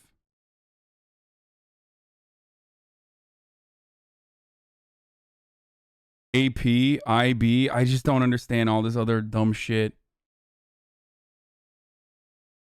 That's about, excellence. Not about 4 out of 5? 5 is honors, goes up to 5 with AP, IB. Like, every normal student without AP should be out of a fucking 5. I don't understand. That's how it is in Turkey. It's out of 100 or out of 5? I never understood that. And then you have like the ABCD system, which is really antiquated too. It's just so weird. It's like another fucking idiotic thing that Western nations like the United States engage in, where they're like, oh yeah, we're gonna have the imperial system and we're also gonna do a 4.0 system. Like, it just fucking doesn't make any sense. Just do it out of 100 or 5, and that's it. Bizde beşlik sistem kalktı, direkt 100 artık sadece. Yeah, that makes a lot more sense. In Turkey, apparently, they don't do it out of 5 anymore. They do it out of 100, which makes sense.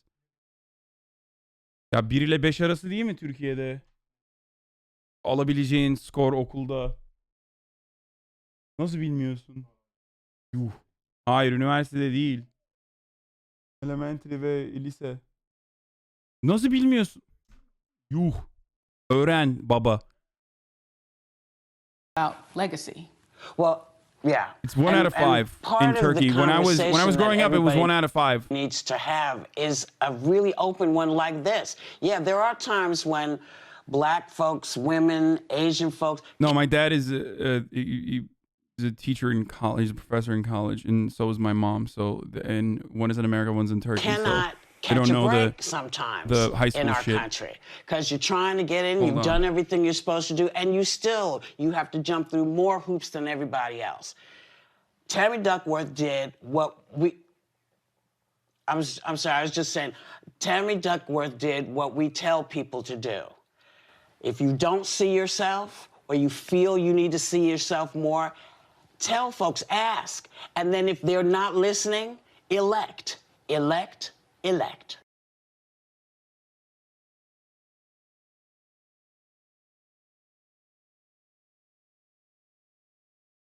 Evet. Okay. I had to go grab my back massager thing because it's like terrible. This is from a different episode of the McCain show. I am John McCain's daughter. I am John McCain's daughter. I am John McCain's daughter. The Obama administration really has to stop completely blaming everything on its predecessor, completely. And I really am sick of hearing, oh, well, we were handed this, we were handed this. I know, everyone knows, but we need to move on. Same thing, the theme with me, we need to move on. You think that's what Obama's doing? You think he's doing? I do, to a degree. Well, not to enough of a degree. I'm sorry, not nearly enough. Ronald Reagan blamed Jimmy Carter every day for 8 years.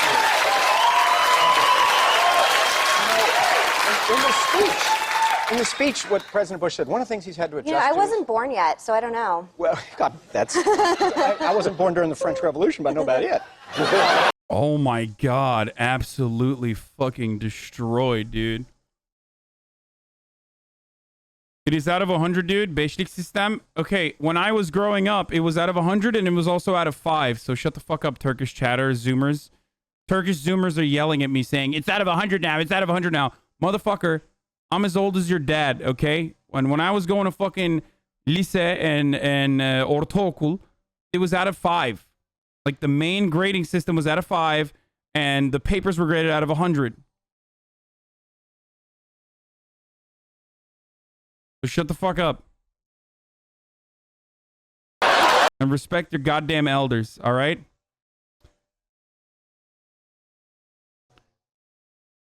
Okay, so that was the Duckworth saga. Let's see what... Yeah,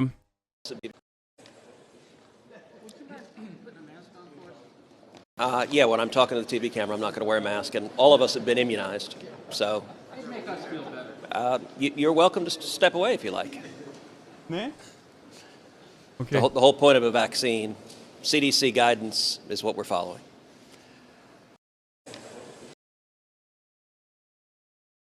I think people misunderstood. Ted Cruz, they want you to wear a mask not because of... My friend, they want you to wear a mask not because they're worried about getting COVID from you. They want you to wear a mask because your face is scary. It's... They need to censor it whenever they fucking have you on television. And that's a big burden for a lot of editing teams in post-production that have to sit there and make you look like a fucking human being and not a melted wax candle. Also, you should still fucking wear a mask because even if you are immunized, even if you are literally immunized, and we're already seeing the news stories come out about this, you can still get COVID and you can potentially still give it to other people. Immunized, vaccinated. You're not immunized, you're vaccinated. That's literally not true? What? What's literally not true?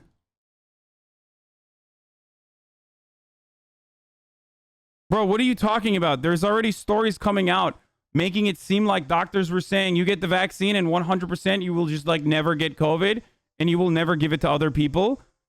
What I'm saying is literally true.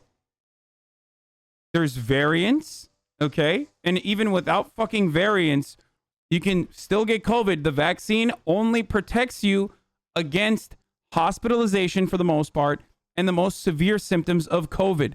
Okay, so it's still good to get it, and you should absolutely get it. But ultimately, there is still a chance that you can get COVID and still maybe even spread COVID. It does not make you immune.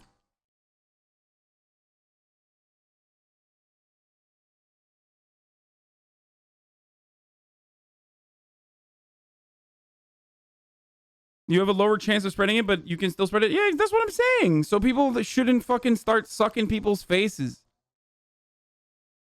He's talking about his liberal vaccination so we can't catch liberalism. The studies aren't in about asymptomatic spread. That's why Fauci said you don't need to test after exposure unless you have symptoms.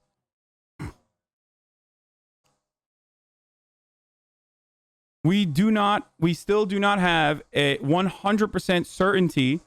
There hasn't been enough studies conducted on the matter. Until then, I'm going to be as careful as possible to, minimize impact and minimize spread. That's what you should do as well. Okay? Senator Cindy Hyde-Smith defends preventing people from voting on Sunday because God. Let's take a look. Very much for Thank you. Senator Schumer's question was, he was wondering why on Sundays Georgia would not participate in an electoral process of gathering signatures, of registration and things on Sunday. And I would just like to respond to that. Georgia's a southern state just like Mississippi. I cannot speak for Georgia, but I can speak for Mississippi on why we would never do that on a Sunday or hold an election on a Sunday. What a freak, dude. What a disgusting fucking freak. We will never hold an election on Sunday because it's God's day. It's fucking God's day. This is our currency. This is a dollar bill. This says the United States of America, in God we trust. Etched in stone. First of all, that's not even a fucking founder thing, okay? That's a relatively recent post-Cold War era thing. The in God we trust. So when motherfuckers say stuff like that and make it and tie it back to the Constitution, that shit literally pisses me off. Secondly, it's literally etched in paper and not in stone, you dumb fuck. Like, it's etched in paper and not in stone. It's been etched in paper since 1954, okay? Literally as a consequence of like, godless commies that we were afraid of. So it's not like a constitutional thing at all. The founders were probably a little less religious than you were, or at least the way you portray yourself, because I don't believe that any of these people are like legitimately religious. They just like play one on TV. Yeah, if Sunday's God's Day, why NFL games on Sunday? Like, there's 7 million different reasons as to why this is idiotic. This is just pure performative Republican identity politics, boys. That's what it is, okay? Bye-bye. She got sworn in on a Sunday. Cindy Hyde-Smith sworn into 170th Congress during ceremony.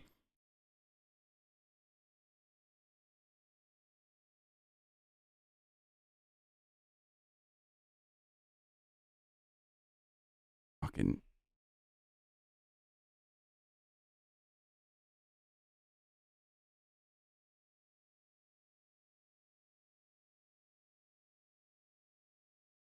I don't know what to say here, okay? In the U.S. Senate chamber is in God we trust. When you swore in all of these witnesses, the last thing you said to them in your instructions was, "So help you God." And you think there's some kind of voter prevention thing happening here? Yes, exactly. Listen, guys, it is nearly a 99.9% chance if a Republican is talking about election and like voting laws, there is, fuck it, I'm going to say it, 100% chance that they're trying to stop people from voting, okay? This is how, it's literally it. That's it. This is the 100% chance that if a Republican is talking about like voter laws, they are probably trying to find a reason as to why, they want less people to vote. in God's word in Exodus 20:18, it says, "Remember the Sabbath and keep it holy." God does not want you to vote. That's what God wants you not to do, especially if you're black. Black God does not want you to vote on Sunday. Black God wants you to sit at church, and that's it. No civic duties on Sunday, says black God. White God, on the other hand, you can vote whenever you want. Vote twice if you can. Amen. Is to prevent black communities from using their church groups to take folks to the polls after service. She's been caught on video saying she wants to prevent college liberals from voting. Oh, wow. This is shocking, dude. Voting is a sin if you're black. Everybody knows this. If you're black, brown, or God forbid, poor, you should not be voting. You should be praying to God and giving to your favorite televangelist all the money you got in the prosperity gospel. Amen. That's the only way to get out of your situation as a black, brown, or poor. Stop saying if I sent you Kratom. Don't send me Kratom. I will not take it on stream. Shut the fuck up. I'm not taking Kratom.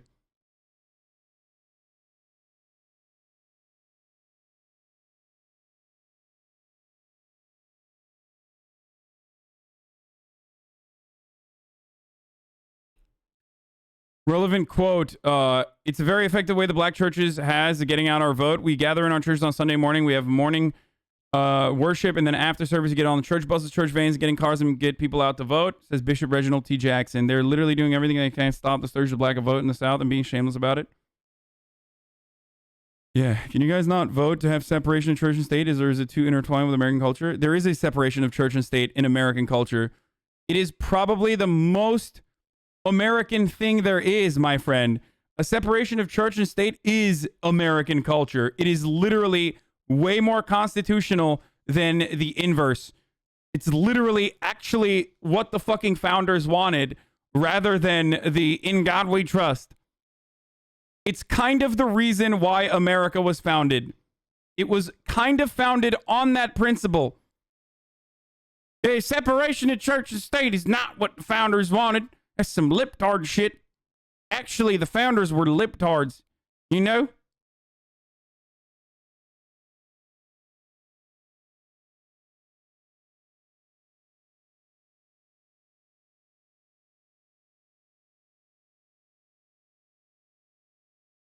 Anyway, George Washington was a rhino.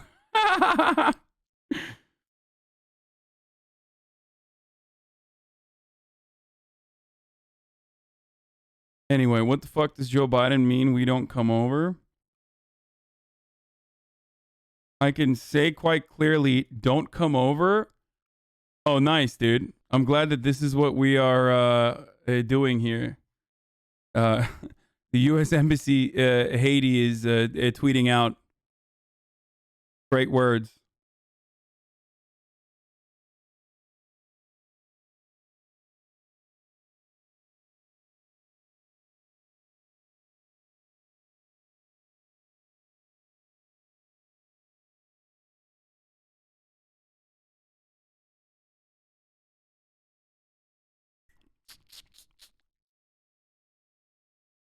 Okay, did you cover the Axios filibuster article?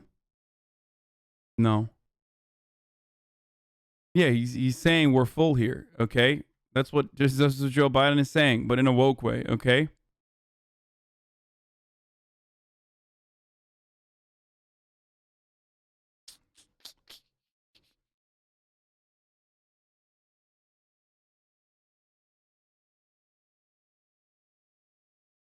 Can't wait for conservatives to criticize him for stopping immigrants from coming in. Johnny Harris, Russia. I don't want to watch that. Okay. Vosh Luna Oi drama when? Literally never.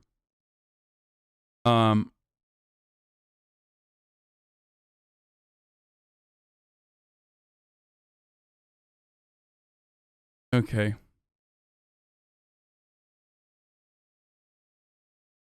Maybe Biden's saying that because he believes and understands that the USA is a fucking shit country and is dangerous thanks to Trump era's disinformation and aggression. No, motherfucker. Biden is saying that because he doesn't want to fucking deal with it. That's it. And because a lot more Republicans are just using this as an opportunity to make it seem like there is a new fucking crisis. It's completely manufactured. It's not a real fucking... It's not any different than the ongoing crisis. And the solution to the ongoing crisis that has existed in America in perpetuity, pretty much, is to make a fast and easy to understand, easy to comprehend legal immigration system. But we don't want to do that because it goes against the interest, the financial interests of certain industries in this country that absolutely rely on a permanent underclass. That's it. That's literally it. That's the real reason. I've said this a million times over, okay? When can we start addressing the uniparty that exists in our country instead of the boogeyman left, right, lie? What? What is the uniparty? I mean, I guess like certain issues Americans are united on, even though both parties make it seem as though we are not united on, like economic issues that help all Americans. If that's what you mean by uniparty, but none of that like Jimmy Dore shit.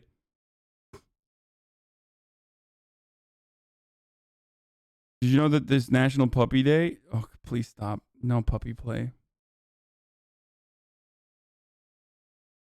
Okay, an enormous container ship became stuck while traversing the Suez Canal by Wednesday. More than 100 ships were stuck at each end of the canal, which connects the Red Sea to the Mediterranean, carries roughly 10% of worldwide shipping traffic.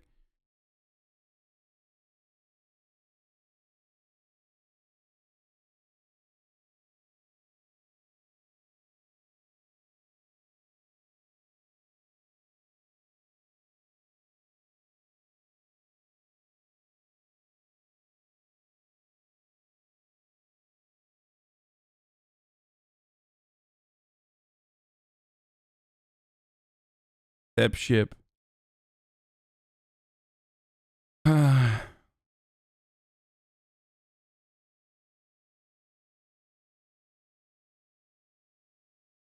in 1956, my father said the Egyptians couldn't be trusted to run the Suez Canal. At long last, I think it proves him right. Jesus Christ.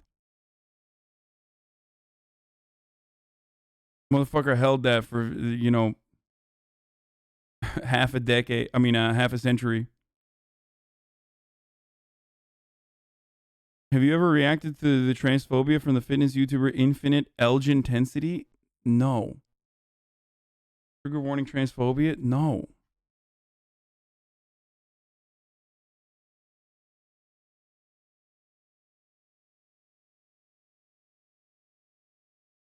Bro, what the fuck? Why do people... The thing is, like, I just don't understand. Like, do you really want me to, like, cover fucking random YouTubers that did a transphobia or something? Like, where is this coming from? Like, I don't understand. Like, might as well do the fucking, like, Vosh drama with other debate people or some shit. Like, I don't get it.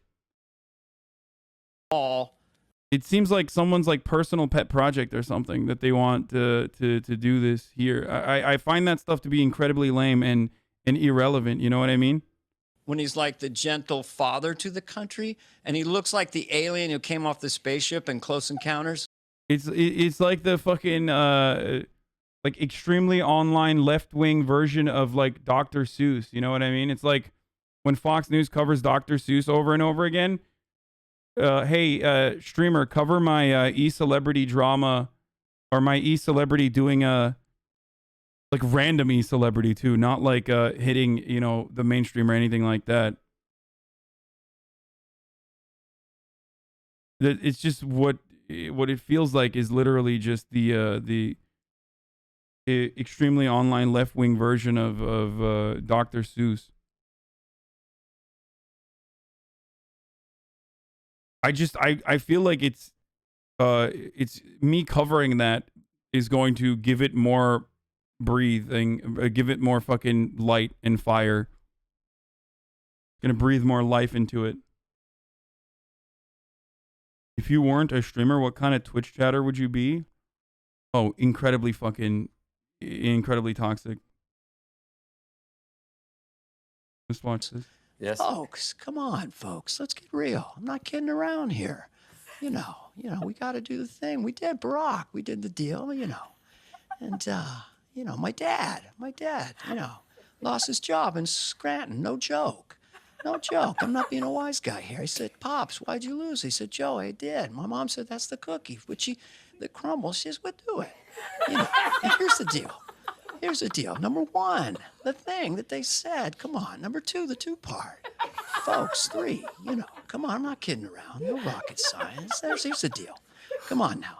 Now that he knew it floated. He told Bob Woodward, it's Joanne Woodward. He told Bob Redford, excuse me. I think, you know, but folks, I care a lot. People are suffering, and I do. And my mother said, you know, that's the way the cookie is.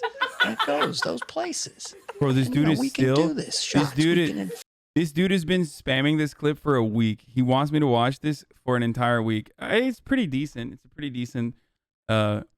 He wants me to watch that fucking one Formula One crash since I talked about the fire, like the invisible fire. Fact and do better than we did before. So I do the sincere guy. I love the it. Sincere, sweet. That's so beautiful. That is so beautiful.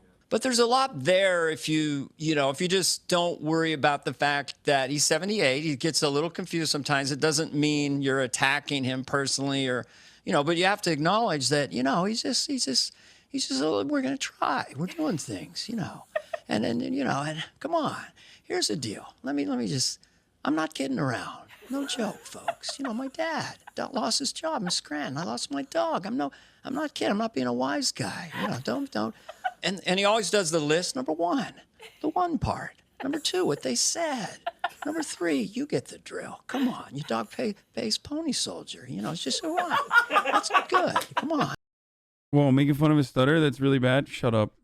He's not doing that. Shut the fuck up. That's what people said. So this is the nicest Biden impersonation I've seen. Like, it's pretty fucking good, and he's literally nice about it. So stop fucking trying to find something to cry about. Would you get banned from the HasanAbi stream as yourself? Maybe.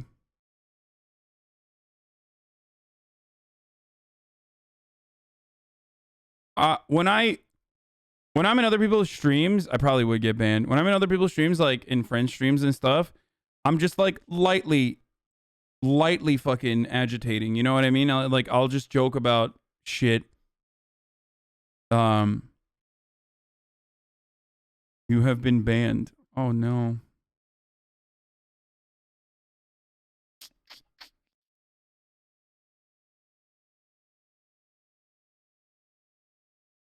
You know, it's never like it's never some serious shit to like fucking trigger people endlessly. You know what I mean? I do a little bit of trolling. Wait, have you been banned before? Have I been banned from a streamer's chat? I don't know. Probably from like an asshole right-wing streamer's chat. I might be banned, but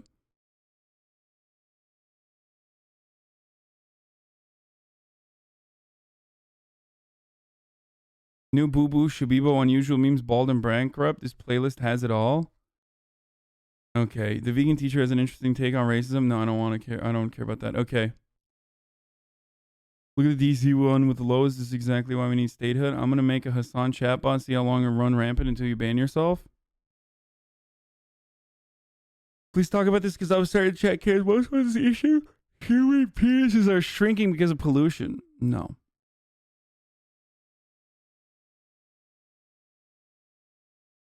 Both the sisters banned you for hive mind for sure. Oh, they did. I don't remember. I didn't go. Welcome to my kitchen, guys. Where today we're going to be cooking up some liberal tears.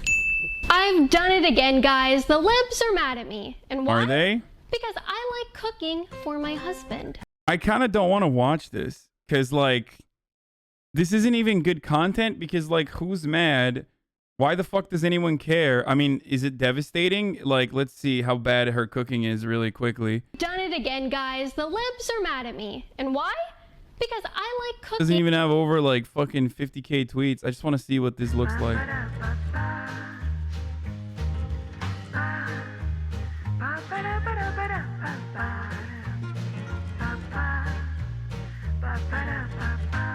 I feel like this is porn for conservatives, right? They're like, oh my god, she cooking, oh my god, that's my favorite gun girl in the kitchen, cooking shit up.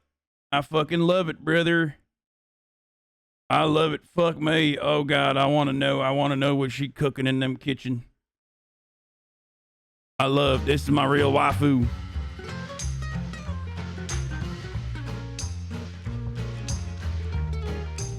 Actually, it doesn't look that bad, surprisingly.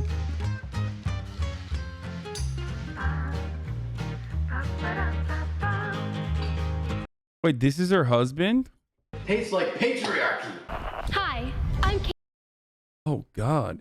Dude, it's kind of sad because it's like, can you imagine not even fucking enjoying your own food without owning the libs? Like, that's gotta suck, dude. At some point, it's like owning the libs for reactionaries is like MSG. Like, you just can't have it. After a while, it's like if food doesn't have it for you, you just don't taste anything. You know what I mean? It's real fucking sad that like everything that you do, you can't do on your own or for your own personal interests or because you personally are enjoying yourself. Like, you have to spice it up. You're not going to use any other spices, so you have to fucking add owning, like a side of owning the libs. That's real sad.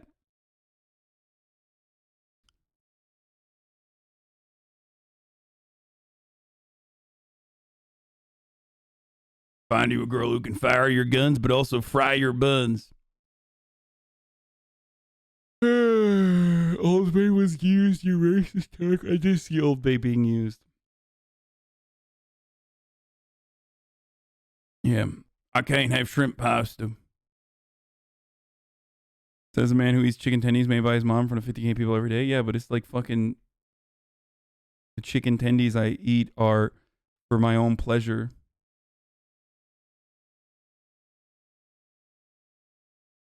Okay, I'm not going to watch the Obabe owning article.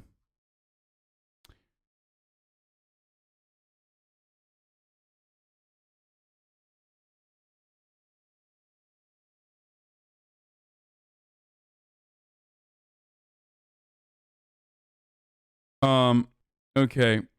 Just drapes over blinds in her interior. When conservatives this is the get remaking canceled? of America. What is this?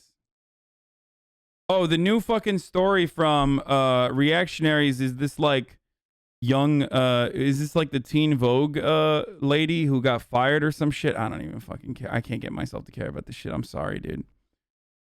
What states have vaccinated more of their population?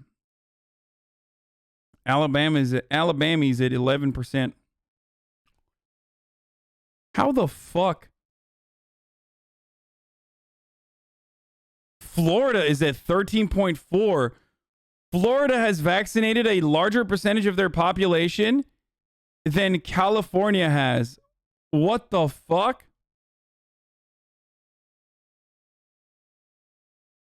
Oh, because old people. That's true. We got lots of olds.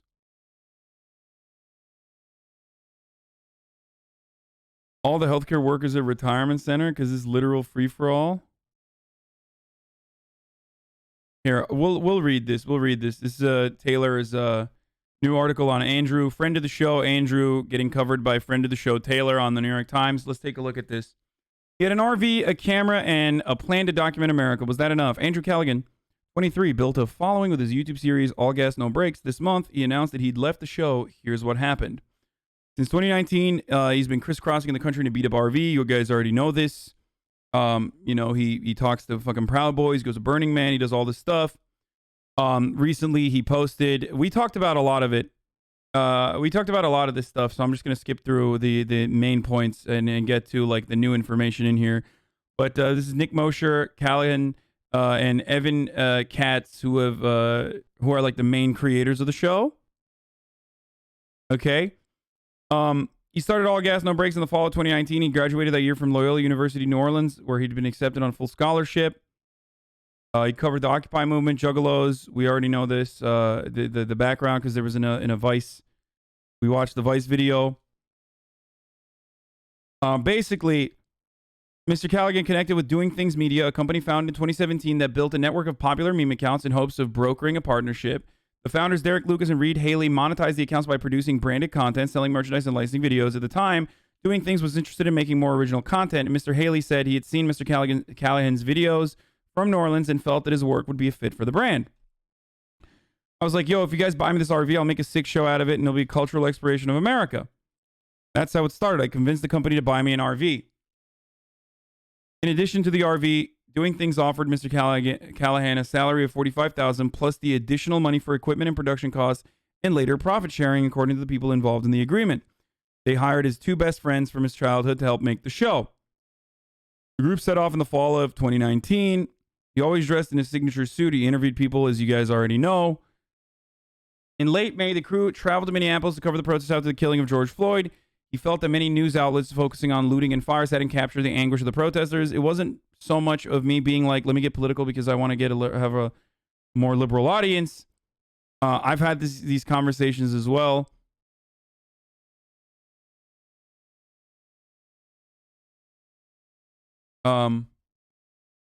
With Andrew on in that podcast that we did when I went on his podcast.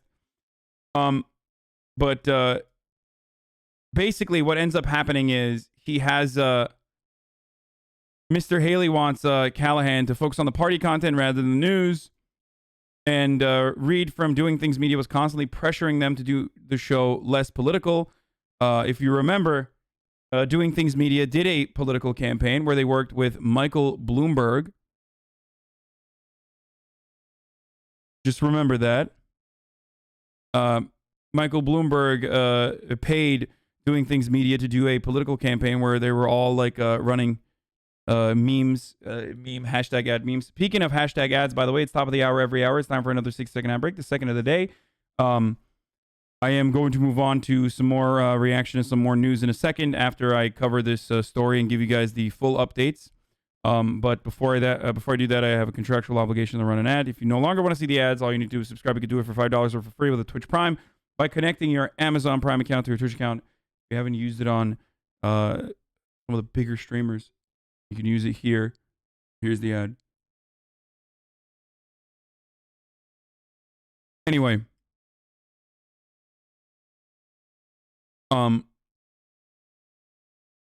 It wasn't so much of me being like, let's get political.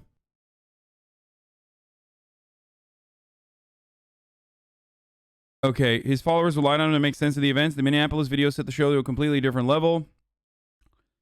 It basically went from funny 1-minute Instagram clickbait to an actual boost on the ground news source. According to people who work for the show, they wanted more party content.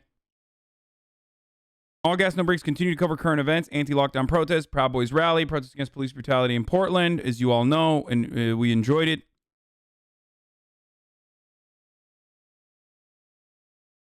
And then in partnership with Doing Things, they entered a development deal with Absolutely Productions, helmed by comedians Tim Heidecker and Eric Warheim, to turn the show into a long-form project. Luckily, from what I understand, because Heidecker loves Andrew, they are still continuing on that project. Like, that project is still ongoing, and it's not going to it's not ended.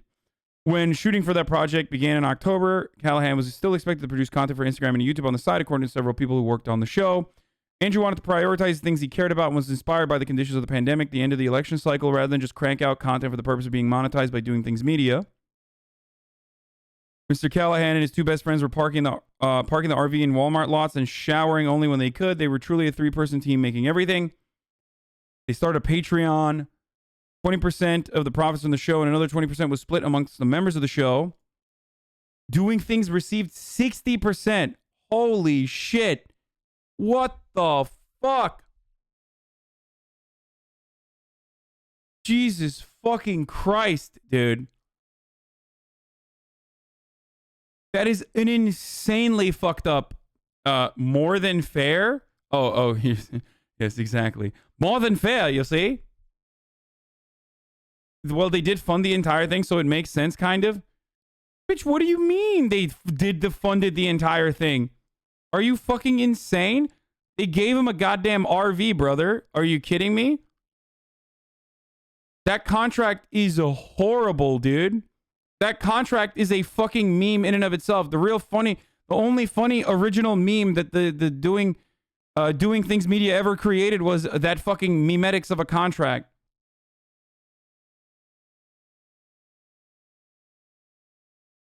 Hey, man, why don't you fucking go out and purchase an RV? See if you can make content like that. Okay?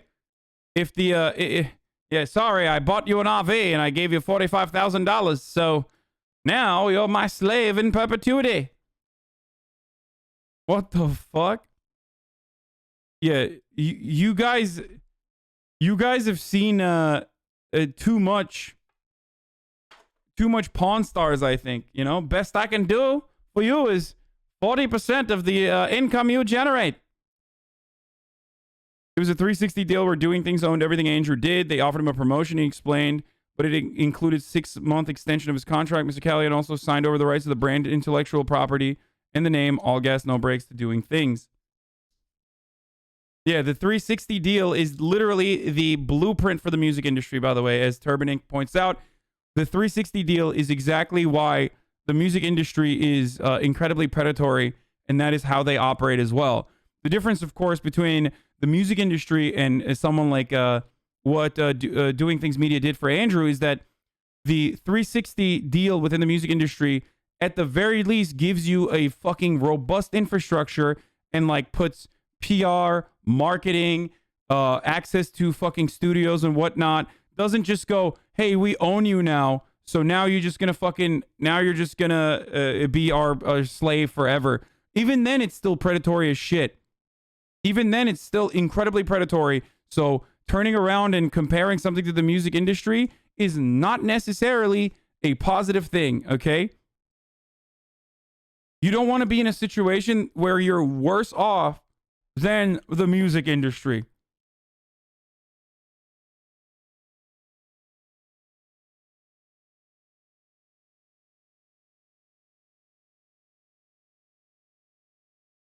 By the way, that guy shot the people in the grocery store wasn't white. He was actually Muslim. Do more research, shaking my head. What? I think people just automatically react to things that they assume I'm saying rather than things I've actually said. 1, I did not talk about the shooting until yesterday. 2, the shooter was a white Muslim. White people, such as myself, can still be Muslim. 3, it doesn't matter if you don't consider Muslims to be white. The police officers responding to the call actually called him a white male. They didn't say he was a Muslim when they were reacting to him. So the only thing they knew about him was that he was white and shooting. So it literally doesn't matter. Maybe you should say, do your own research or do actual fucking research. It just banned that person. They whispered to me, is Hasan a Republican? What? No, I'm not going to ban them because they whispered some dumb shit to you, man.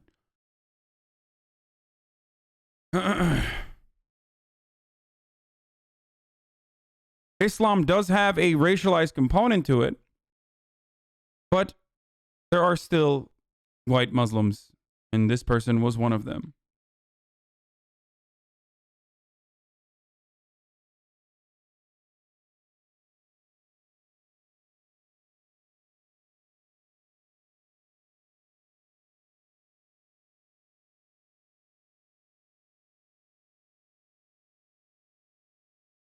Anyway, are you a Republican? No, of course not. I mean, I'm stupid, but not like conservative levels of stupidity. You know what I mean? I'm a himbo. Anyway, we were always thinking about how to turn our social presence into a product. Mr. Haley told The Hustle in November. Can we make a game? Can we make a beverage? Mr. Callahan's image became commodified as a merchandise. I remember being in my house and seeing my best friend's face on air fresheners, Hawaiian shirts, and IPA beer cans, said Mr. Khan.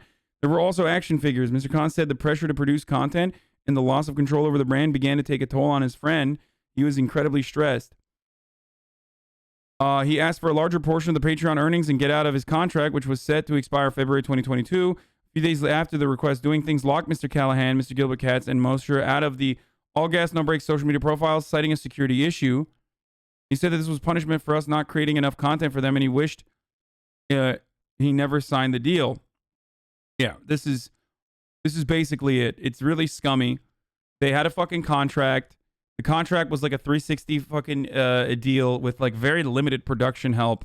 Regardless, it's still exploitative when they do give you a fuckload of production help. It's still super scummy.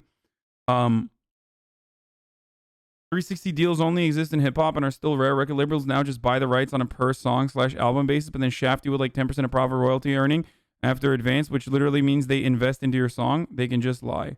Yeah. So, the same way you do your editors, dude. Why do SJWs like you turn everything to race? Do you not realize you're the most racist person on Twitch? I do. I am the most racist person on Twitch. The same way you do your editors. Bitch, not only are my editors incredibly fucking well paid, like my personal editors, there's editors that literally don't work for me that freely use the intellectual property that I create to make a decent amount of money for themselves completely on their own. Motherfucker, editors pay me. Like, Daily Dose of HasanAbi will just routinely fucking send gift subs and send in playlist reacts.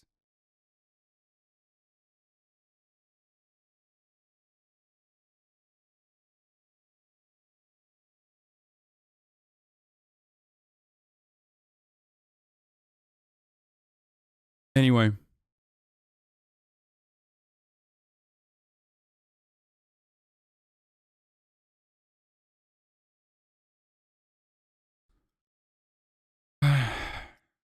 Paying you to do the work? Yeah, exactly. Pay the extremely online chat? Why are you making everything about race, brother? Fuck you. They do this in sports. Fernando Tatis got a loan in his career. Now he has to give up over 10% of his contract money to the investors. Yeah. Okay. Have you done the 6 Days in Fallujah trailer yet? I talked about it a while back, but it's like coming back into the news right now. I don't know why. Why is it coming back into the news recently? Like, is there a particular reason? All right, let's look at why. This video was sponsored by Skillshare, which is a place where you can learn basic.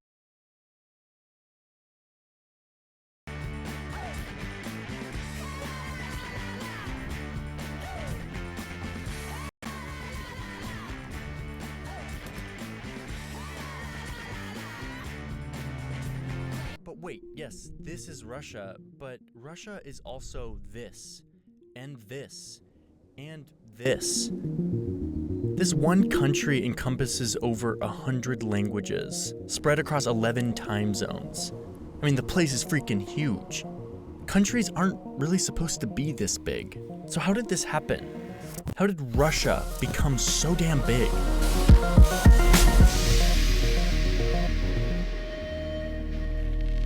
Countries come in all shapes and sizes. You have really small countries. Americans finding out about other empires that have existed for a lot longer than America is like a great, it makes for great content ultimately, you know what I mean? Next up, how long has China been around really? Like here in Europe, the country of Monaco is tiny. It's literally 2 square kilometers, like smaller than most cities. Now that's obviously an outlier. So let's look at a more average sized country like Belgium, more like 11,000 square kilometers. Then you have even bigger countries like France, that are like 550,000 square kilometers. Over here in the United States, where everything is apparently bigger, you have states that are bigger than France. Like the state of Texas is 695,000 square kilometers. All 48 of these continental United States are huge by European standards, at least. This whole continental United States is 8 million square kilometers. So you have all these different sizes of countries. The average sort of looks like this. And then you have the second largest country on Earth, which is Canada. Huge. But now take a look at the size of the largest country on Earth. Russia is huge. It is more than double the size of the continental United States. 17 million square kilometers. Makes up 1/8 of the total habitable area on Earth. And it's almost double the next biggest country on this list. I mean, it's mind-blowing. Russia is a part of Europe. It also shares a beach line with Turkey, but then you go all the way over here and it has an extensive border with China and North Korea. Keep going and it stretches all the way up here to where you could literally swim from Russia to the United States, assuming you can swim, you know, like 2.5 miles. So yeah, Russia is huge. It's giant. But not that long ago, Russia wasn't huge. In fact, seems like there's a lot of land there, brother. I think what we need to do is take over some of that land, brother. I see a lot of land out there.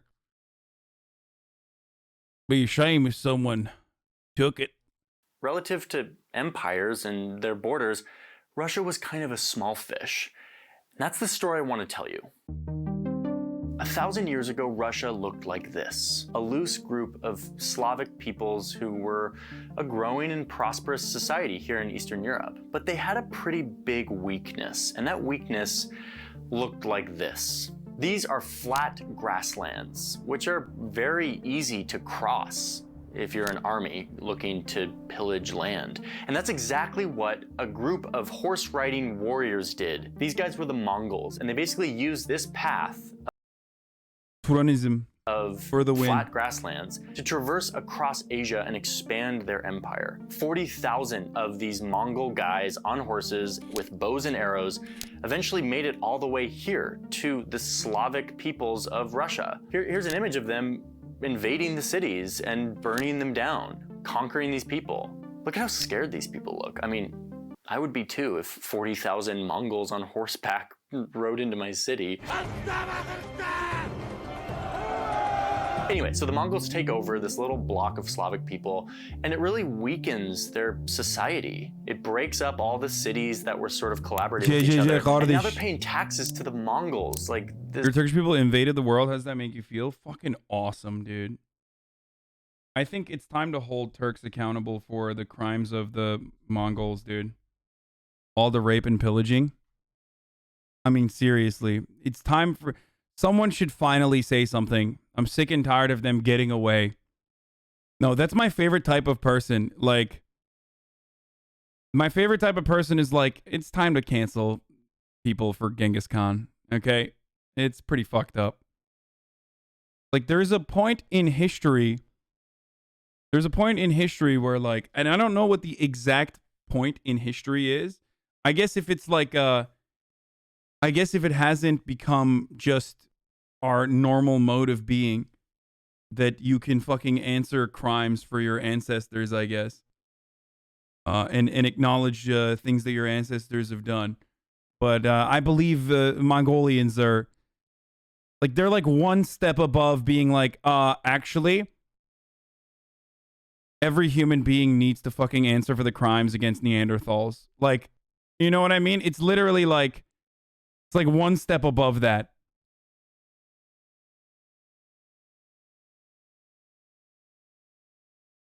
This empire that was from super far away, like on the other side of the world. But there was one city in this area that was particularly ready to fight back. They were quietly getting more powerful. This city was called Muscovy, or Moscow eventually. And it became the regional epicenter for trading fur, which is a thing that was becoming all the rage in Europe. Moscow was also learning how to use gunpowder and guns and technology from Europe, and before long, they were able to punch back against the Mongols, whose big-ass empire was getting really big and hard to maintain, and it was sort of starting to crack, and Moscow was there to take advantage. Well, it's partially because these motherfuckers were just nomadic as shit and literally did not it did not really, from what I understand, and maybe I'm wrong, history nerds are going to get mad at me, but did not care about nation building at all, and literally were just like, nah, I want to suckle on horse titties and, you know, drink fucking horse milk and pillage. Of this. I mean, let's be honest. There's only so long you can keep an empire that looks like this together. Way too big. I mean, this is the biggest land empire in history, but it didn't last long, even though they had these badass warriors on horseback. Anyway, so yeah, Moscow started punching back. They had fur money and they had gunpowder, and they were having success pushing the Mongols out and moving east. One thing's for sure, said Moscow, which was soon becoming the Russian Empire, we're not gonna let anyone sneak up on us again like the Mongols did. And everyone over here sort of chuckled in European and said, don't you realize that the only way to keep people out is to have like mountains and water to protect you? And the Russians were like, oh yeah, you mean like these? And the Europeans were like, nice. So Moscow, which was just a city but is now becoming the Russian Empire, starts expanding towards these mountains, and soon they have like a nice empire-sized set of borders. Some mountains for protection, they have an economy of fur, they have technology and commerce, they're getting rich. Things are looking good for Russia. But wait a minute, can we overlay that green layer on the map that shows the superhighway of grasslands that the Mongols used to invade? Yeah, that one. That one. Ugh, look, there's a flaw in the plan. Nice try, Russia, but you see that this natural border, which is great, has a huge gap of flat grasslands that people can easily pass directly on their way to Moscow. So it's the middle of the 1500s. Moscow has beat back the Mongols, is expanding east. They're doing their fur thing. When you're heavily relying on your natural barriers for protection, but then there's just a step right there, dude. No. Find kind of Moscow should have just built a wall, brother. What the fuck? A natural border, but it doesn't build a goddamn really wall, work. brother. So they're still looking for a natural border or water or something to buffer their country to the east. And then this terrible guy comes into power. His name was literally Ivan the Terrible.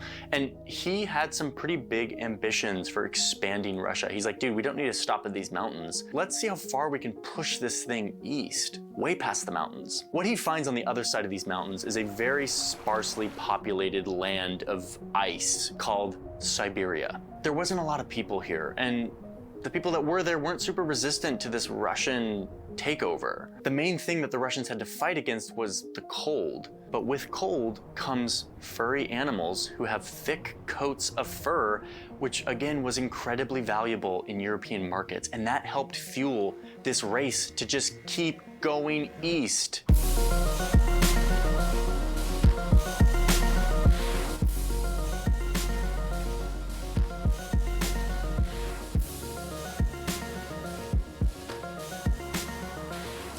Is it just me, or are they sort of overcompensating? Like, yeah, we get it. You got invaded by the Mongols and like you want to like make sure it doesn't happen again, but like settle down. They just kept moving east till eventually they reached the Pacific Ocean, the edge of the world. Russians are furries, brother. I knew it. But they didn't stop there. They just kept going. I mean, listen, this is so far away from the original starting point of Moscow. And it started to get to the point where the government back in Moscow was sort of sending out expeditions, not really sure what they were doing and what they were taking over, because they couldn't really like stay in touch with them. They were just sort of hoping for the best. After one Russian dude went out on an expedition and conquered some remote city in the Far East, a government official back in Moscow said, nobody really knows why he did that and to what end. There is, however, something erotic taking place in the borders of our empire. erotic. I guess that's one way to talk about it. But here's the most Okay, they're fucking furries confirmed, dude. Also, why are you kink shaming? interesting That's what he was doing. part to me about this Russian imperialism that is very different than most imperialism that I've looked into. When the Russians would find a tribe or a people or a culture that was very different than theirs because they were so far from home, they first tried to negotiate with them and convince them to join the Russian Empire. If people resisted, it got very predictable imperialism very quickly. But a lot of tribes didn't resist, and they found it beneficial to be a part of this growing empire. So this empire grew without a lot of conflict, and in the process, enveloping a lot of cultures that sort of kept their identity, their language, their culture far, far away from Moscow. Because of this, Russia today is, yes, this huge landmass, but perhaps a better way to look at it is this.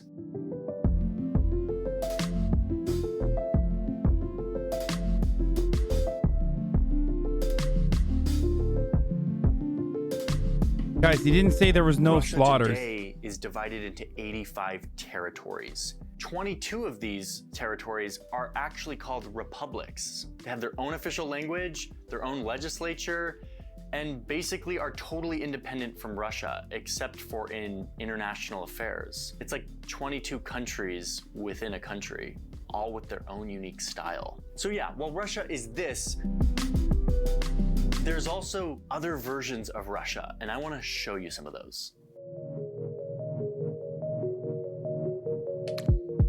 Stop one, let's look at the Republic of Sakha. It's located way in the east, and it's huge, 3.1 million square kilometers, massive. This place is in a time zone 6 hours ahead of Moscow. The people here don't look like Putin at all. Their ancestors are not from the original Moscow, Russia area, and they speak their own Northern Siberian Turkic language as well. The capital of this Russian Republic is way up here. It's called Yakutsk. It's the coldest large city on Earth, with an average temperature of -8 degrees centigrade. And this whole Oh my region God. is full of these giant holes. In these holes, they're looking for diamonds. Your mom. 25% of the world's diamonds are mined in this republic. So yeah, this is Russia. Next stop down here is Dagestan, Got 'em. which borders the countries of Azerbaijan and Georgia. Literally means the mountain republic, by the way. Climate here is so different than what I think of when I think of Russia. It is hot, In Turkish, and at least. dry, and people here It's just fucking mountains, dude. It's literally all it is. And that's where Khabib comes from, too. One of the greatest fighters of all time. speak 13 different official languages besides Russian. Plus, there's a bunch of unofficial languages. And 83% of the people here identify as Muslim, which again, like, I don't think of Muslims in Russia, but this is Russia. Oh, there's It's a right fuckload of Muslims in Russia, brother. next to Chechnya, which is another part of Russia, which is politically and culturally very much doing its own thing. The people here declared independence in the 90s. Dude, don't even get me started on fucking Chechnya. Okay, listen. Dude, Jesny Brock literally did a fucking video with this guy recently. People here declared independence in the 90s, which caused rebel groups to militarize, and then there was war and terrorist attacks, and people died, and Putin may or may not have planned a bombing to frame Chechnyan terrorists to then go to war with them so he could get approval ratings so he could take over the country, become an authoritarian leader. Okay. No, wait, no, I'm not going down the freaking rabbit hole. Wait, isn't that is that actually is that confirmed? The fake bombing, or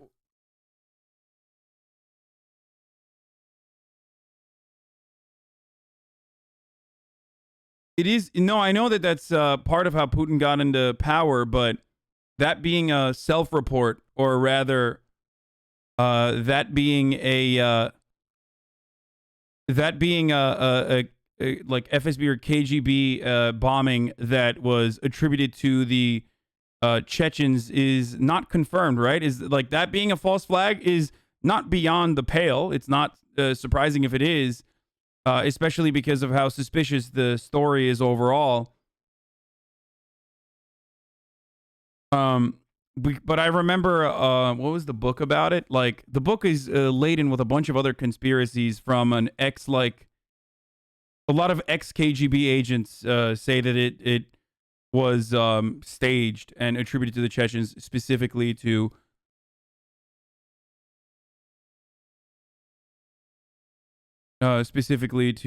rise to power.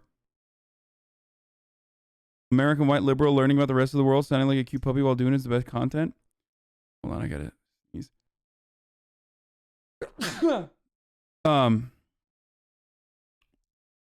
But it's kind of like fucking JFK assassination, 9/11. There's a lot of fucking situations that are we'll just never know the truth behind. You know what I mean? Like the full truth.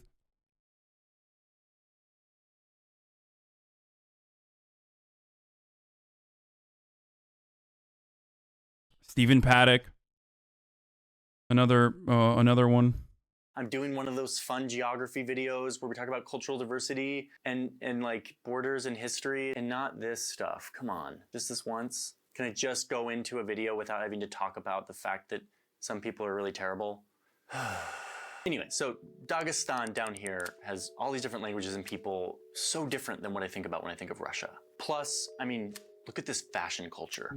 More sensitive video content ahead of so this? There's a Really? republic here right on these mountains that we talked about that were sort of a good natural border but had a big hole in them, the Ural Mountains. This is the Komi Republic. The main thing about this republic is it doesn't look like the sort of ice-swept Moscow streets that I'm used to of Russia. This place is known for its natural beauty, beautiful landscapes, and where the gulags were, the brutal Russian prisons during the Soviet times, where they would do terrible things. Anyway, there's these beautiful rock formations that are super unique and people aren't supposed to climb on them because there's There wasn't really anything, but legend still. and it's bad luck. But of course, foreigners show up and do stupid things and they couldn't resist and here they are. Anyway, this is Russia.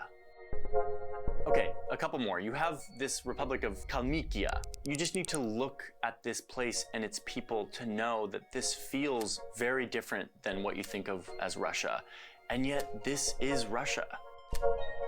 Mother Russia has been sort of brutal to these people over the years, trying to erase their culture, but even still, they persist. Last one I want to talk about is called Tuva. It's down here. Here's Putin visiting Tuva a while back. This is another place where Russian ethnicity and language is a minority. The people here are more related to the Mongols, and they speak a Turkic language called Tuvan, which sounds like this.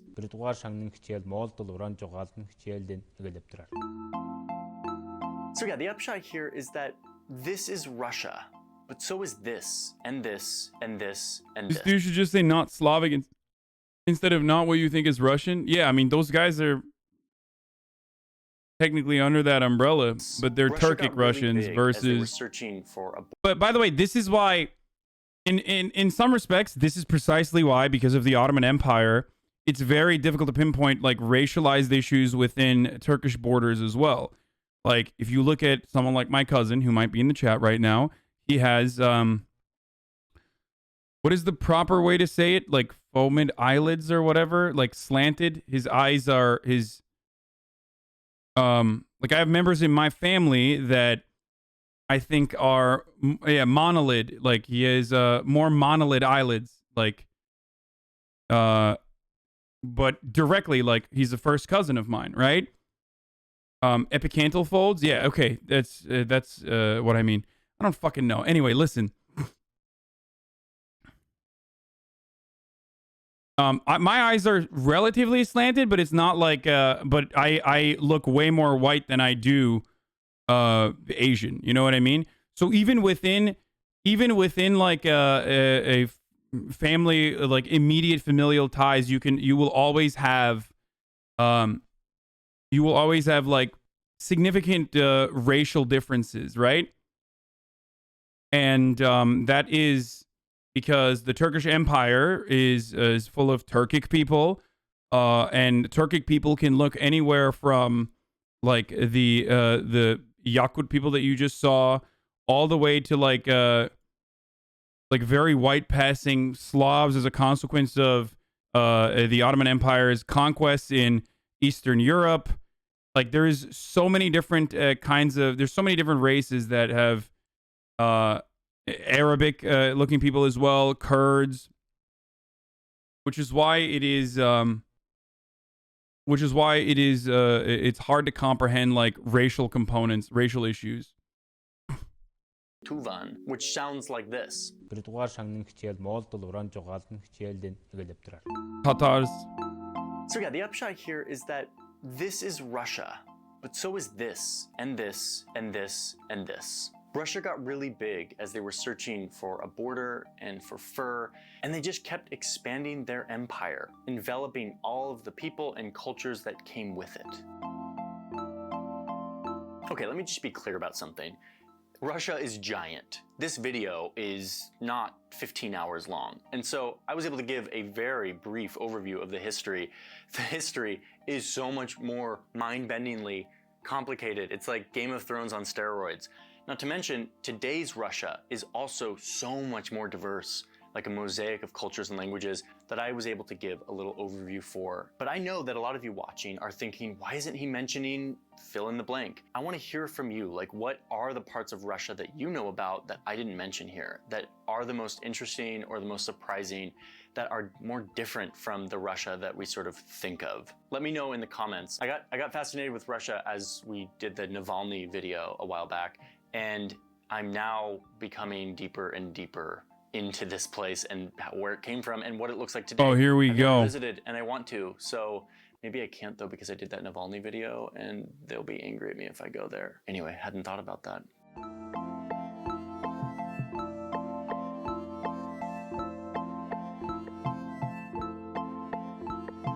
Please tell me he like made a pro Navalny video. Did he do a fucking pro Navalny video? There's no way he didn't mention like Navalny being hyper nationalist and shit like that, right? There's no way. No. He's not like that. He could not have made like an overt video like that, dude. Navalny's a fucking reactionary too. Kind of difficult to not have a reactionary person in.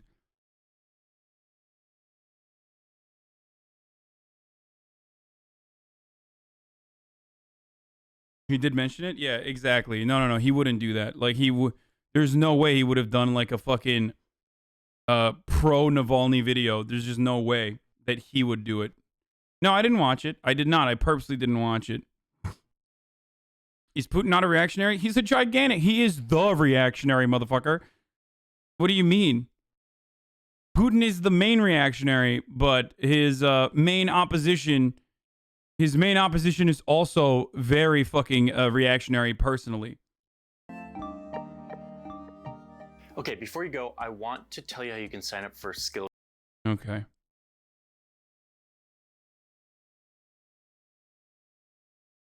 No, I don't want to watch the Navalny video. And no, I don't want to watch the bird language one. We've already seen the bird language video. It's like, it's cool, but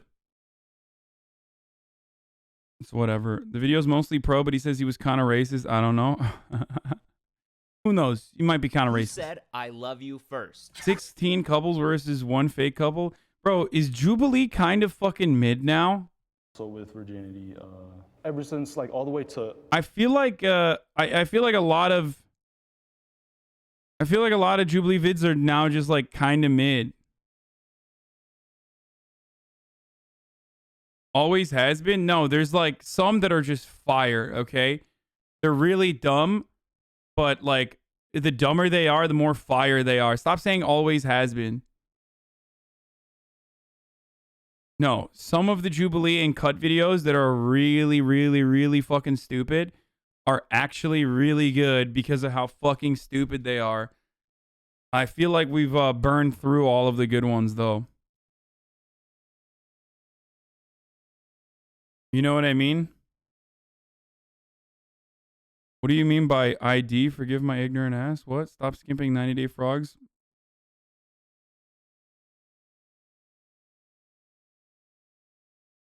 From spy to president, Vladimir Putin's no.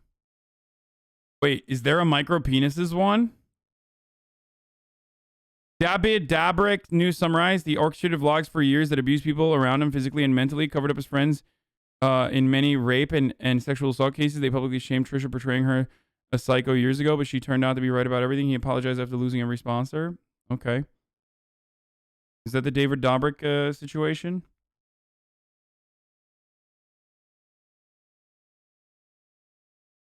Dobrik. Our vids reacting to their vaccine vid got more views than theirs. Wait, really? Holy shit. Should everyone get the COVID-19 vaccine? Has 165,000 views. My video reacting to their should everyone get the vaccine got 192,000? What the fuck?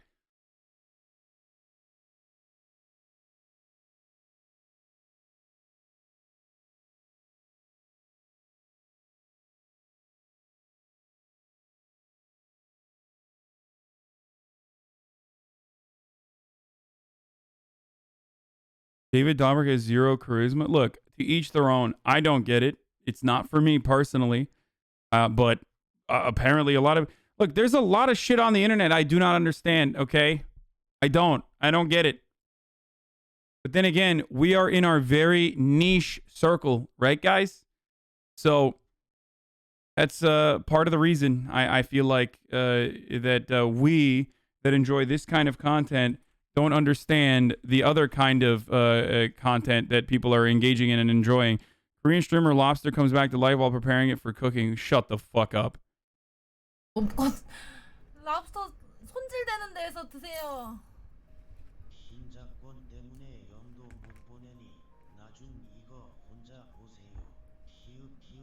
What?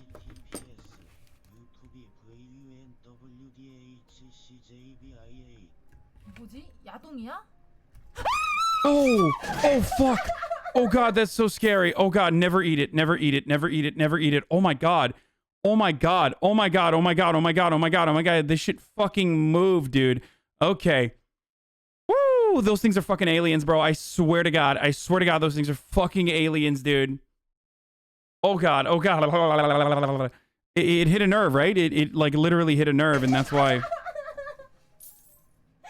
Oh, I would be in a worse situation. Oh god, don't eat lobsters. Oh, rain gods answer X's prayers. One more fire hydrant. One more rain. I killed him.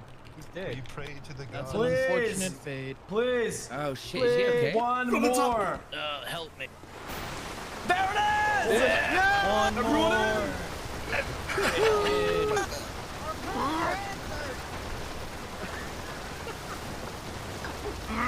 The water of man is too One more.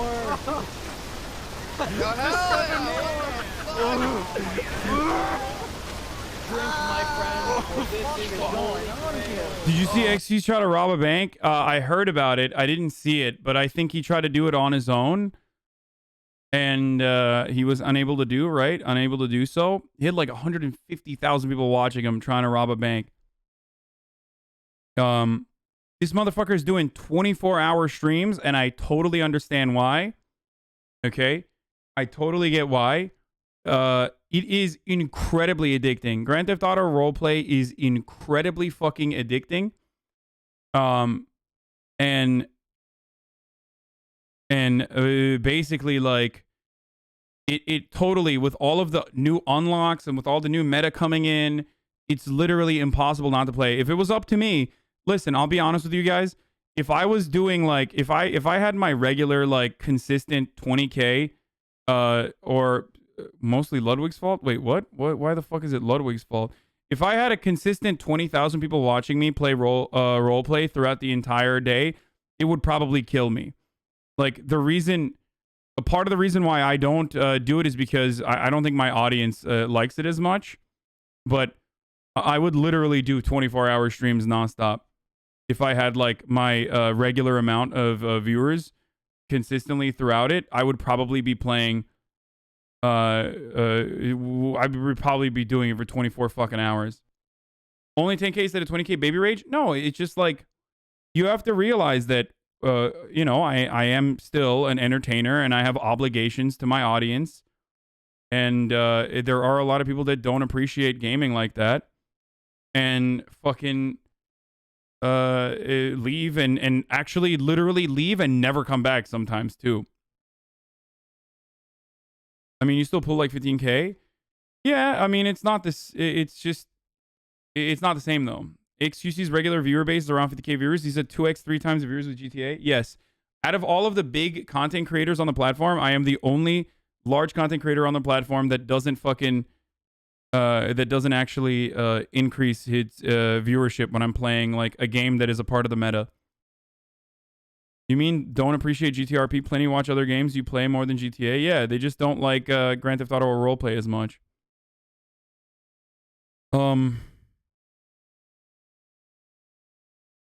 I just click off since I find GTRP boring, but I always come back 9 out of 10 content in my opinion.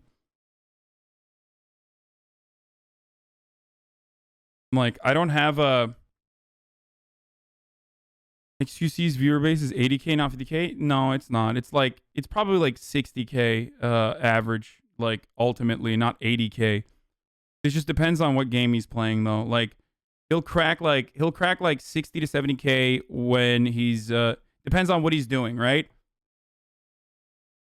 But it's not like 100K average. It's just 100K average when he's playing Grand Theft Auto roleplay, though, which is like I don't need those numbers to nonstop play it, but it's so fucking addicting. Literally, I'm telling you guys, I'm being honest. It's so addictive that like if I actually saw growth. You compete with Moon and I find his RP more entertaining. Okay. Well, all right. Kind of weird to say, but I just usually have other shit to do when you start RP. If you were a solo, people would watch you a lot more in RP. Yeah, I need to min-max like talking in a...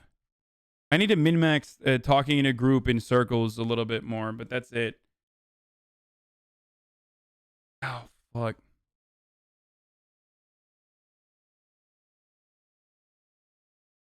If you saw growth, you would literally die playing RP. Yeah, because think about it this way, right? I take a hit every time I do roleplay, and I still do it for hours and hours and hours. If I also grew on top of that, if I also personally experienced growth on top of that, like if more people were tuning in to watch me play roleplay, for example, than like watch me talk about politics, if I went from 20K while I'm talking about politics to like 40K while I'm doing roleplay, I would die. Because it would be, you know. What game have you had? Did you play the highest view count? Zelda? Probably Zelda.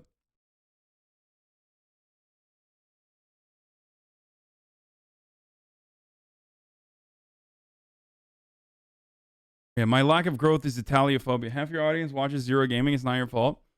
Yeah, I mean, it's whatever. It's not the end of the fucking world. I'm just saying that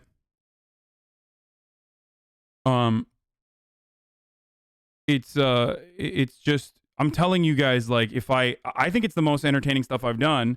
I enjoy it a lot. I'm like deeply addicted to it, and you guys know that already.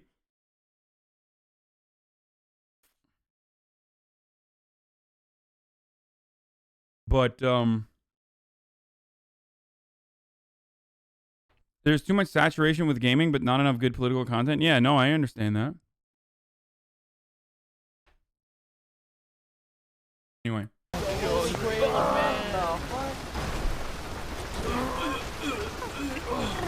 Thanks, we just fucking fought, man.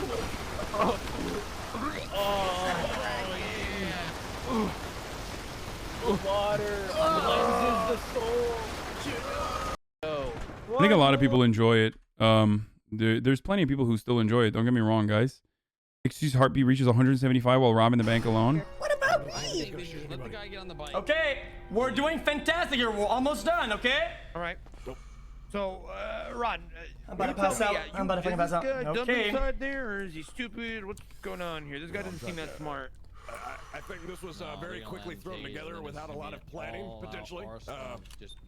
Good job, Ron. You're doing great. Yep. But you know, the guy, he's got some gold. So I think what did he do? He wanted to do a solo bank robbery, which is impossible to do, and And the reason why he couldn't do it is literally because in a solo bank robbery, he came up with a pretty clever idea of having two hostages. One hostage is going to get murdered while the other hostage is doing the talking. I guess, right? Is that what happened? And ultimately he failed the hack. And the reason why he fucking failed the hack is because his heart is at 170, 150,000 people are watching. And also he has to fucking literally talk to the cops. Like, so he could do a duo easy. You could do a duo. Especially if you're with someone like Randy, you could literally do a duo. I think if there's a person who could probably pull off a solo, it would be Randy on the server. Like he's insane. Like especially yesterday while I was what do you call it? Like fucking running from the cops. And Randy came out and fucking picked me up. This shit is insane. Like the way he fucking drives is insane. Well, you know where he hangs. Okay, are all these clips just fucking did it force and dies the radiation? I can't believe I'm looking for a force. That afternoon, using a Geiger counter-like device to measure the radiation coming off of the plutonium, he got solo is impossible. PepoG? No, solo is not impossible. I think Randy could do it, but you have to be so good under pressure to be able to fucking do that hack. You have to be an incredibly good driver on top of that.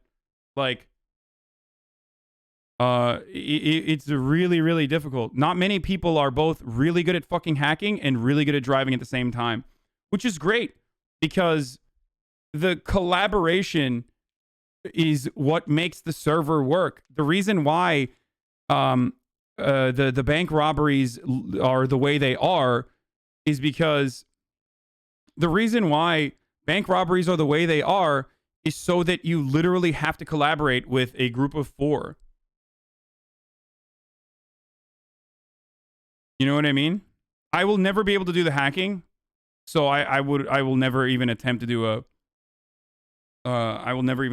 a solo. But it's just like really hard with everyone talking around you. You know what I mean? It's really hard for me regardless. It's really hard for me regardless to like even hack. I can't fucking do it. But it's damn near impossible to do it with like so many fucking voices in your head. Solo is supposed to be impossible. It would definitely be impossible if there was a Stern PD on the scene. Yeah. It's not impossible. You can still do it if you have a fucking bike. If you have a motorbike, you hit the fucking bank near the highway on the western coastline. And you literally fucking immediately jump on a dirt bike and fucking hit the mountains. You could get away with it easily. The hardest part is the hacks.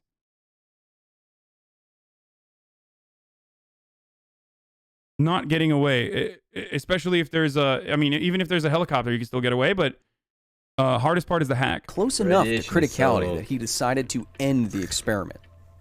Now, this result should have been worth just a few graphite streaks in a notebook and maybe a beer at the local bar with the other physicists. But Doglian was curious. Later that night, he returned alone to his assembly for another test. Radiation. Like the test, that...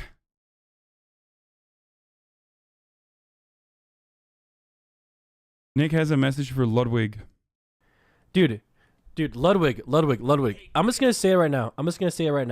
Fuck you, Ludwig, okay? For doing these long streams, causing XQC to stream in my time slot, causing Mizkiff to stream in my time slot. Fuck you, Ludwig, okay? I'm not kidding. Fuck you. I stream in the morning to dodge all these people for a fucking reason, and now they're here because of you. Fuck you, Ludwig. I'll never forgive you. This was a personal attack on me, and I'm pissed about it. Dude. Jesus Christ. It's, have you seen The Money Heist on Netflix? You would love it. It makes the GTRP meta with politics meta. Someone mentioned the Casa de Papel. Okay. Personal attack? No, he's just fucking memeing, dude. Even though there is a little bit of truth to it, I think. His, like, everyone in the React timeline gets, like, there is a pool, right? There's always a pool of community watchers that aren't dedicated to a particular streamer. And the pool of community watchers will oftentimes go to gimmicks or trends. For politics, it was the politics meta. You know what I mean? Like when it was the election cycle, I was the person that that pool of people were going into and watching. But beyond that, it's like beyond that, it's just you have your dedicated audience members. I have a dedicated audience member. I have a dedicated like 20 to 30,000 people that watch me do reacts and politics and stuff like that. And then another 15 for gaming, right? I'm not an average I'm not a 50K average Andy. Do you see what I'm saying? Like where I have, like XQC has a dedicated audience of at least 50 to 60,000 watchers who will always watch him no matter what the fuck he's doing. You guys are a part of that dedicated audience. But beyond that, I think streamers are aware of this. I personally knew that this like time slot thing is like a real thing, but I just never cared about it. And I was just like, fuck that. I'm just going to do what I want to do when I want to do it. And that's why a lot of people will go and do like late night streams and stuff like that. Do you see what I'm saying? But what time slot you're on all day? I mean, my time slot is like there are people who literally stream in the opposite side of when I stream. Or there are streamers who stream at night, for example, to make sure that they have the degen time slot.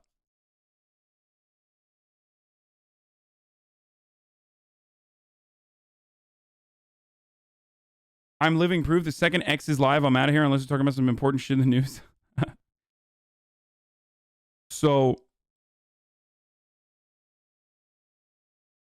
like, when you do something gimmicky or when you're doing something meta, which Ludwig like very cleverly tapped into, right?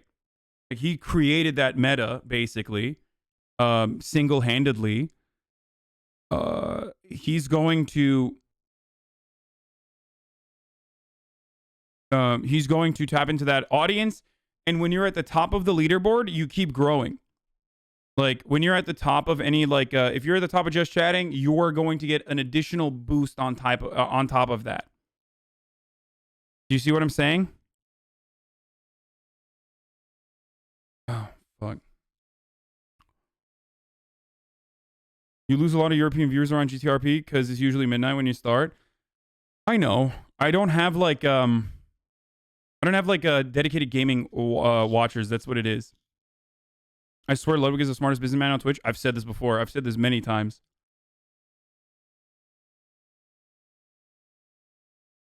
He's not the first streamer to do it. He didn't create shit. Oh, dude, that stuff is so dumb. No. Subathon is not like the first time someone has done a subathon. The first time that someone in like Ludwig's size has like done a permanent subathon this way, I guess in recent fucking years. He did an uncapped subathon. That's the fucking hype that he created around it, and he did it on his own. It's not like he fucking what do you call it? It's not like he did it as a how do I describe it? Imagine if XQC does a subathon. Bro, people like me and XQC can't do fucking subathons because we already do permanent fucking streams. You understand that, right? Like, I'm literally live 12 hours a day. Like, so what would be the subathon? Me just sleeping on camera as well? Do you see what I'm saying? Like if I streamed for like 6 hours a day, then it would be a gimmick and it would be new and it would be unique. Do you see what I'm saying? Like Yeah, Ludwig, usually it used to do like 6 hours a day and like 5 to 6 days a week. So that is new for his audience. Doing a subathon like that would be new and unique and novel for his audience. For me, it would just literally be sleeping on stream on top of everything else I do. It's not just going to be you sleeping in a subathon. Chat gets to hear the mods being all cringe to each other on VC2. Yeah, I mean, that's the other. I don't want to get into it. There's like a lot of complications with someone like myself doing a subathon like that. So I would rather just keep streaming the way that I do instead of doing that. You see what I'm saying? There's nothing wrong with it, but I just know that if I did it, there would be a fuckload. I have a different layer of criticism that I am subjected to because of who I am. And it would be impossible for me to do that without a fuckload of criticism. Even if it's like literally the gimmick. Even if it's just for the gimmick and even if it's just for funsies, because it would be like fun and cool and different to do. How do you feel about Mizkif stealing content?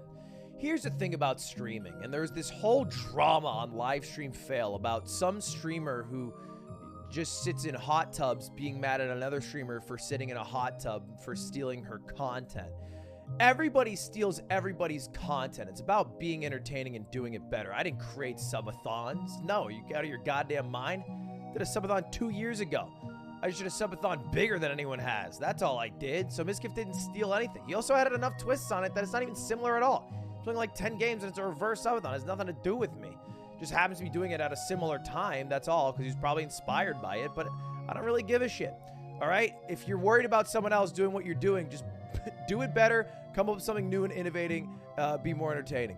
Same thing businesses do. All right? It's how it has to go. Why not do a subathon and donate all the money you made to that leftist cause, Workers' Cooperative Union? Maybe. I wouldn't be able to do it with the subs, but I could do it with like all donos or some shit like that. Potentially.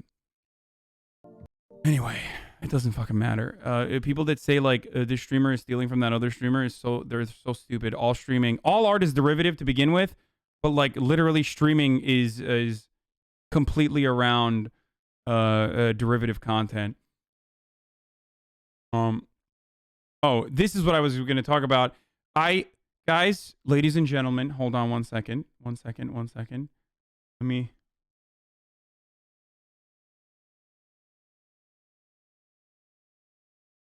Hold on.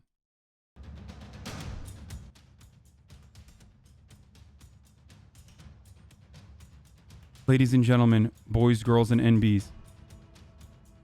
Last night, approximately at 10:30 Pacific PM, the streamer HasanAbi, the political content creator, had a heated moment where he regarded one of the chat, a singular individual, with the R word. The word, for those of you who do not know, is, and I will say this one time, retard. Yes, this is true. Now, is this a bad word? Absolutely. Is it a big no-no word? It certainly is. Has the streamer HasanAbi tried and successfully eliminate the word from his vocabulary? Straight up. Did it slip out in an instance? It did.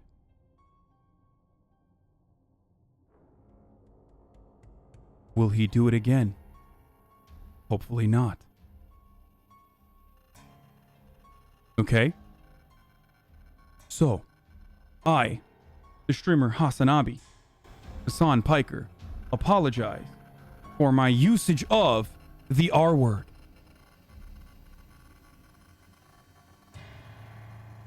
I apologize because this is ableist language. And ableist language is bad because it marginalizes people with disabilities.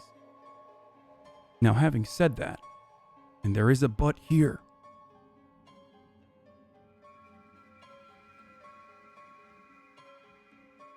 do I believe that beyond the people that have disabilities and felt marginalized by this apology, are there plenty of people who are absolutely utilizing this as an opportunity to fucking literally just go on a self-righteous conquest, making it seem like there was a murder that took place?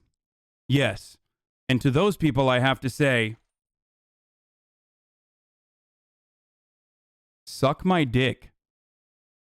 Okay? There it is. Here's the thing. It's bad. I know it's bad. I have spoken out against it. I've used the word in the past. And I try not to. And I acknowledge that it was wrong.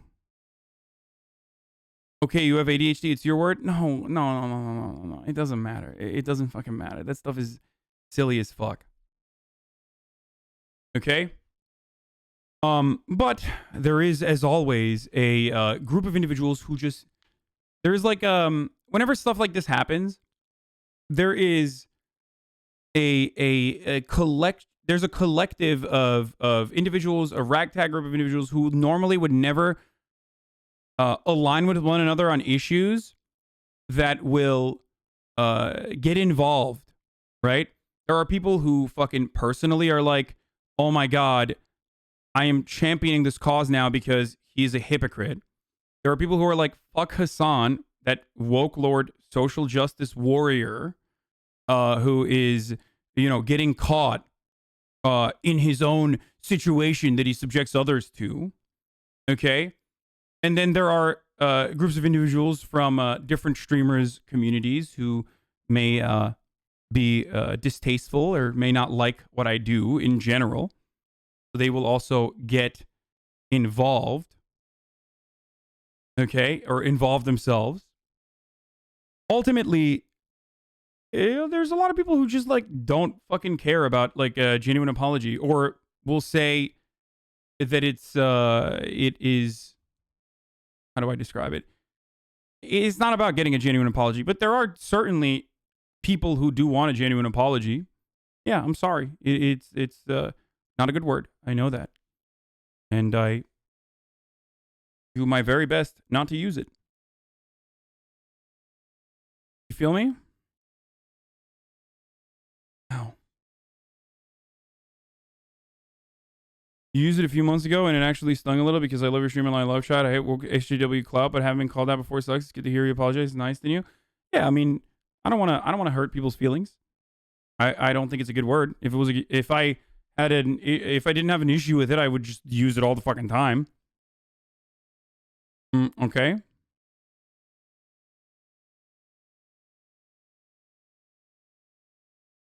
Why did you slam the desk so hard you bled?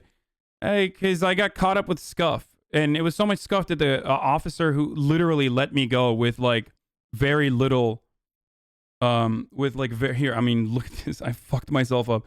The cop that like, the cop let me go because of how fucking scuffed it was. And there's always people who are triggering as fuck who are like literally going to use the opportunity to be like, dude, you are so dog shit. You are so dog shit. You are so dog shit. So I was like, I fucking lost it. You didn't even directly call the chatter. You asked if they were fucking R-worded. It still doesn't matter. You're still using a slur. You know what I mean?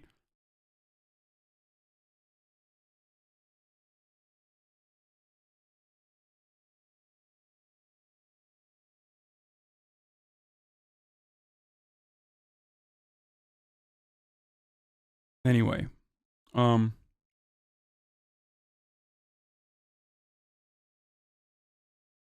one can say you're a fake gamer now. You have skin in the game, literally. Yeah, I mean, it was bullshit here. Can I get up this? Oh, what? Oh, God. What the fuck is this? What the fuck? Like, the slamming of the cop slamming into me was bad. He knew that too, which is why he was like, I didn't mean to do that. I didn't realize you weren't going to go up the hill. And then, like, the scuff here is so incredible because, one, couldn't go over the stairs. It's like a... Can I get up? It sucks because, like, car chases are car chases are supposed to be the bread and butter, right? Like that's what cops love, and that's what criminals love too. Like that's the whole point, right?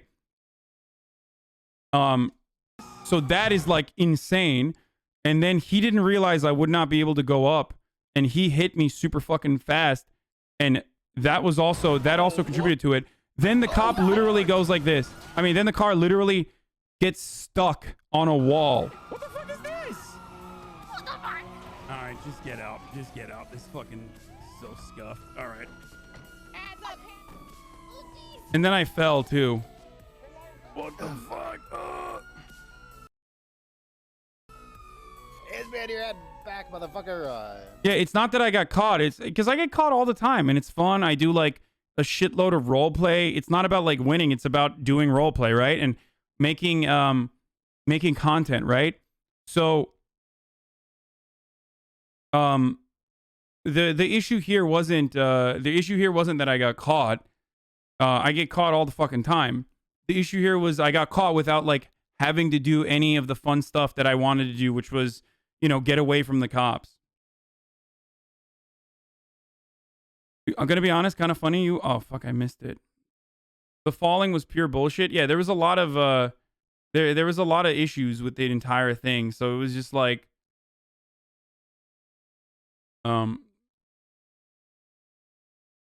what was that skill check? Do you escape the handcuffs or you pass it? No, I didn't get it right. You were about to ride a wild high with a dope criminal rescue and chase and then got fucked by Scuff, so you naturally freak. Shit happens. Yeah, exactly.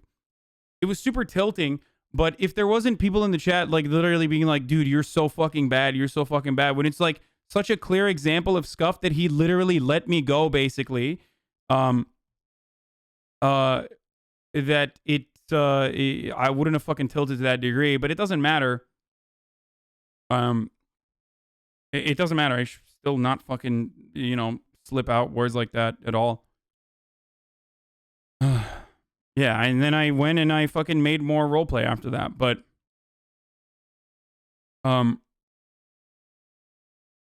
Scuff is when like bugs occur, and there's a lot of bugs because this is like independent devs making this wonderful universe, you know what I mean?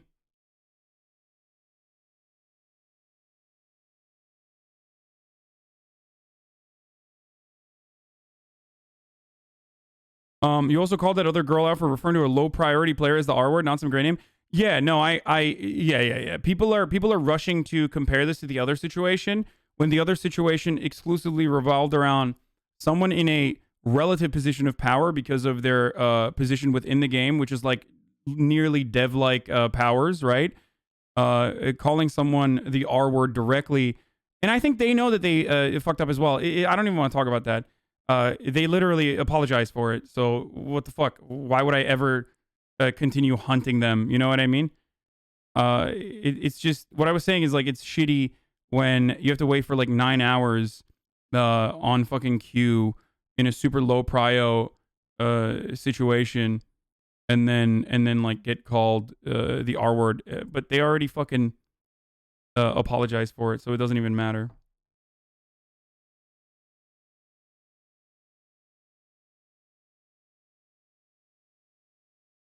Yeah, it's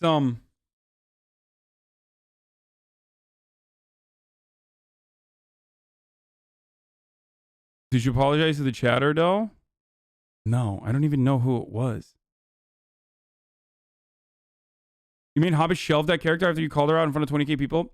Bitch, shut the fuck up. I literally said she shouldn't do that at all. Get the fuck out of here.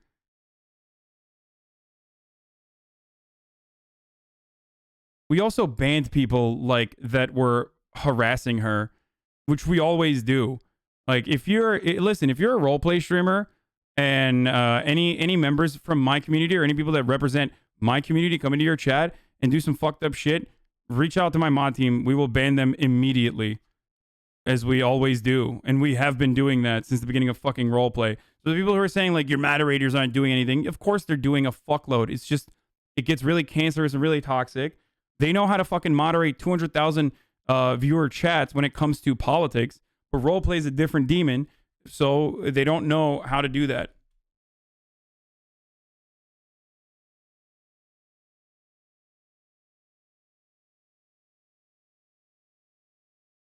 people who fucking accuse me of like trying to make a roleplay a more hostile, people who try to accuse me of making like the roleplay space more hostile are ridiculous. I doubt that anyone will fucking say that.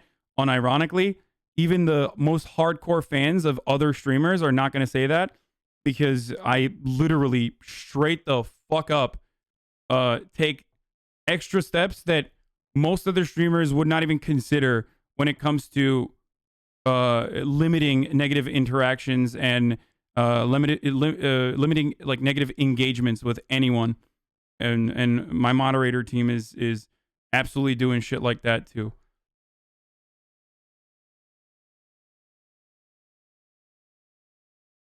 Like, you're crazy. It's not used to viewers, I know, but we literally do.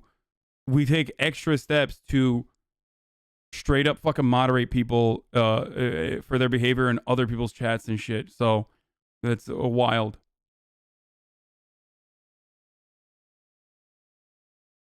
And I try to be as inclusive as possible too. So would you kick it with Don IRL? So I apologize. The real people I should be apologizing for are people who wanted to extend this, which I'm sure they'll try to, because they don't really give a shit about the word itself, but instead the drama that comes along with it. But you know, maybe good luck. Maybe you can figure it out. Maybe you can figure out a different way, maybe.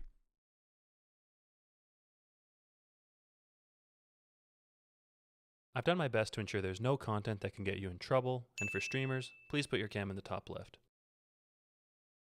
If you like these videos, a subscription means a lot to me. Hope you enjoy.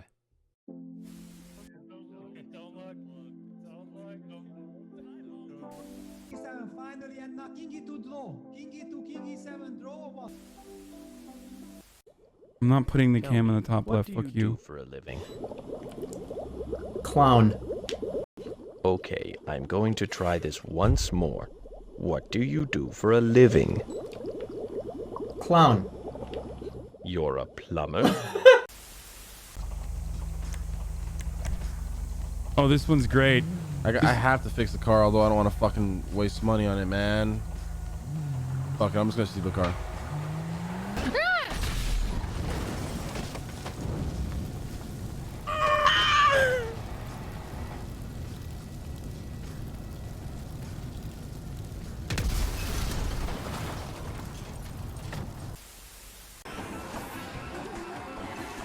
Watch us jump.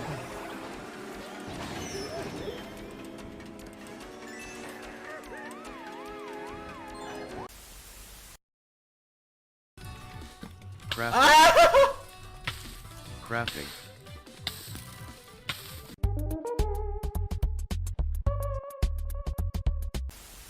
Fictional character. Donald Duck. Donald Duck. Donald Duck. Donald Duck. Okay, Donald start Duck. things off. Donald You Duck. Get us going, player one. Donald Duck. That's Donald Duck.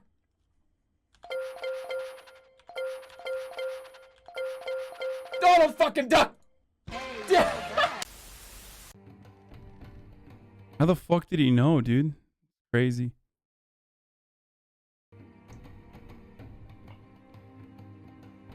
Oh God. Well, now we know how he has a fucking child already. You know what I'm saying? Oh, I forgot to run the ad. Shit. Hold on. I got to run an ad right now at the top of the hour. Fuck me. Third of the day, boys. Here it is.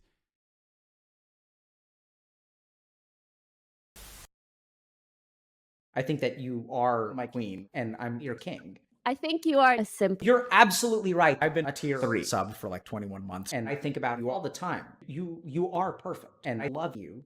Yeah, you're definitely a simp. Yeah, absolutely. I'm gonna beat an 11-year-old. It's not that weird. Sounds painful? It's not. You drench your finger in olive oil and then you stick your finger up. Oh God.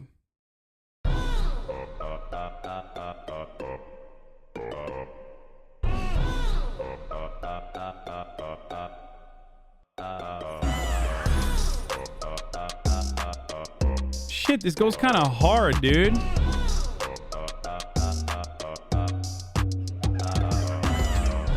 When the bodge is sus. Oh no. Mining straight down isn't even that bad.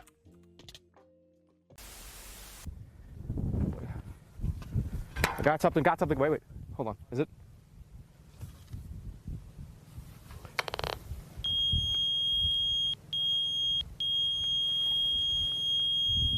I always knew.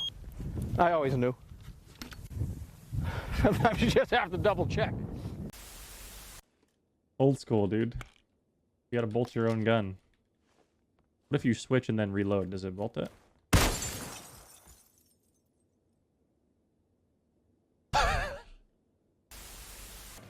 What the fuck? Maybe he was scouting very well with the Ivysaur up airs too under that platform, so we will see. Oh, what's the option? Double dip, triple dip. We're back. Go. Get him out of here. Get him out of here. Get him out of here.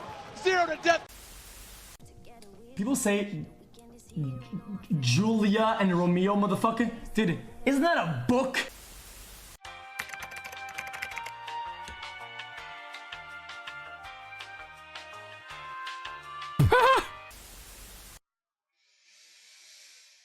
There you go.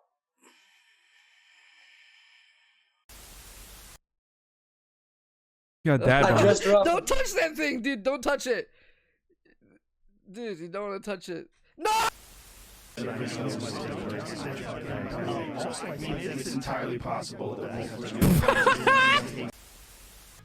How the fuck did that make it in there, dude? What the fuck? Hey Google. It's entirely possible.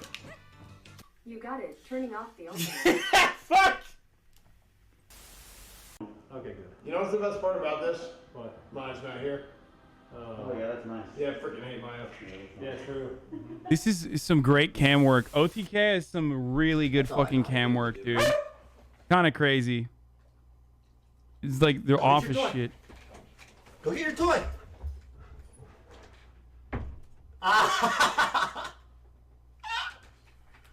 You baited him.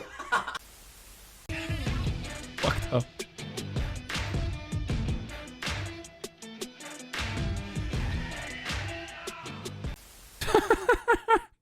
If I can't be under 165 pounds in 2 months. 7 pounds? Are you serious? Omega lol. What do I have to give? What do I have to do? Open a box. Fine, I'll open up my Majora's my Ocarina of Time box right there. There's no way he didn't do that, right? A lot of people told me I can do like the old Minecraft hit sound very well. Do it. Wait. My name's Nick. Are you wet? Does he have a Gucci belt? What the fuck? That penis was massive! My eyes! What? Oh! Wait, you heard that? Wait, how did I stand that? Okay. What the fuck? What was that about, dude? What was she talking? Whose penis was she talking about? Listen, Jody, I don't understand how I'm always in the Discord without knowing.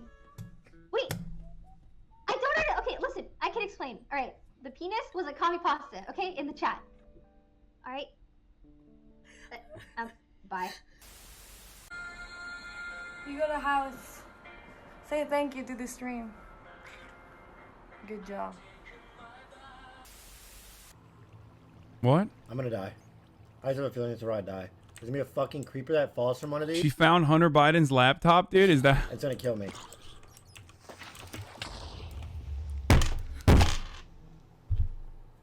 I can't be fucking slamming the desk, dude. I slam it too fucking hard. My hand is still fucked up all the way to my pinky. So Leslie, will you marry me?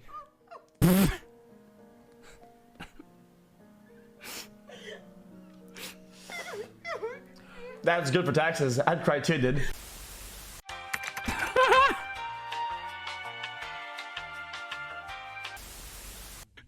Someone in the chat. Up tap? One of the donors is fucking simp, dude. Hey, look. Fellas, is it simping when you fucking marry the woman you love? I love that, dude. Bro, what a fucking simp, dude. Imagine spending your entire life in perpetuity with a woman, dude. Fuck, dude. Straight simping, brother.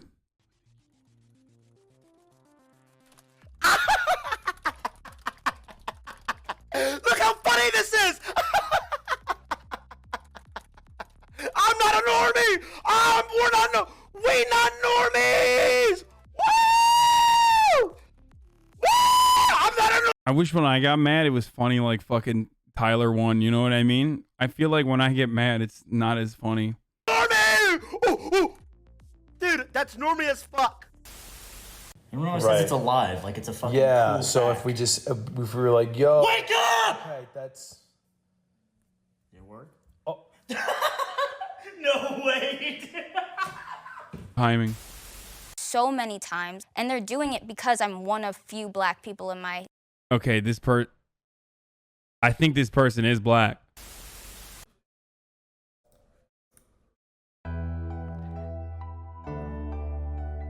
Daryl on the beat. We just have to guess on what their tag is. Daryl. No. He watched the video before. He pre-watched my streamer. He pre-watched. Nodders. He pre-watched Nodders. I also know there's like 5 or 6 guys in this line. Desperate for just a hint of love.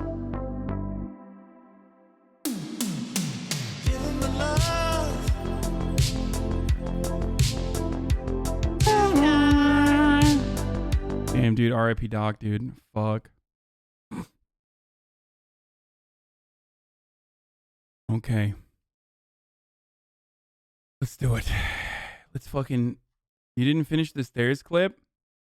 What? I got fucking arrested. There is nothing in the stairs clip that is unique. I literally got fucking owned. I got caught up in scuff and I got fucking arrested. It's not that much fun, you know what I'm saying? Like, there isn't anything that's like, there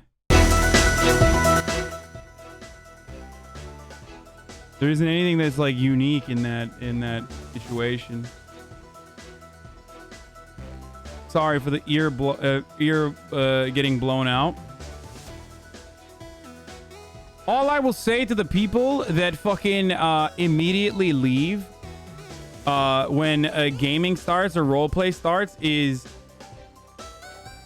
I don't know how to describe it. Like, the best shit happens after you warm up. You know what I mean? You got to warm up a little bit. Like, the RP in the front end is a little slow, and I know that, okay?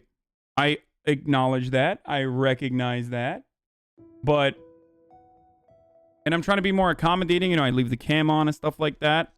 But especially with the racing, I want to make a goal to, like, place during races. Because yesterday I participated in a bunch of races. My first race I did not even complete because there was no fucking way that I could. It was just so bad. And then I did a couple other races. I completed the last 2 basically in last place because all the other people that were behind me fucking broke their cars and shit. So I completed in like 9th place. Part of the problem, there's a wedding that's gonna happen at 4, but that's a little bit later. I'm just like learning how to drive and getting a little bit better in driving right now. So that's what I'm doing right now, is just Donnie learning the fucking big city, you know? Learning the fucking races and whatever. And just learn to be a better driver over here, all right? Oh, fuck, I lost my gun yesterday. Fucking bullshit. Maron. I forgot to get it back from the cop.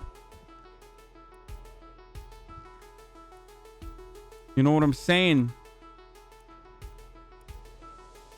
And I gotta get a fucking, I gotta get a new dongle over here, you know? Let's see. I got $38,000 in my bank account and $0 in my fucking... Oh yeah, I gotta watch this. Hold on. There's a new fucking video that we saw. I gotta watch this shit. It's called Handful of Ketamine, a music video for Grand Theft Auto Roleplay No Pixel 3.0 by Mako Saint Mako, who's WillNeffs' character. We've seen some of this already, but it's really good.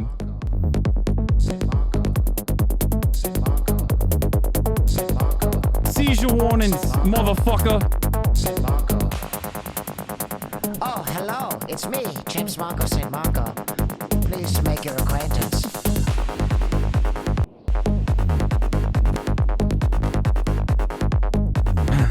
How do they blow this shit up and film it?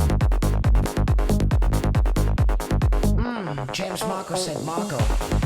St. Marco. St. Marco. St. Marco. James Marco St. Marco. St. Marco. St. Marco. St. Marco. Director's mode in GTA, it's so good.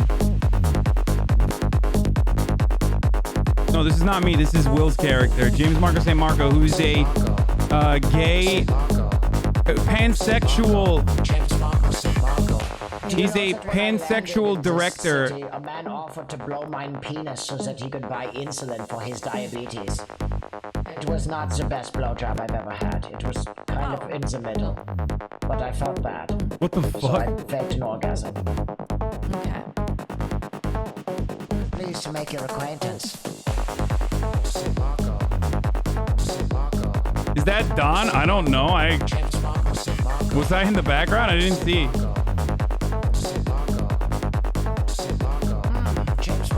Oh, I was walking in the background. They put me in the video. He has the best fits.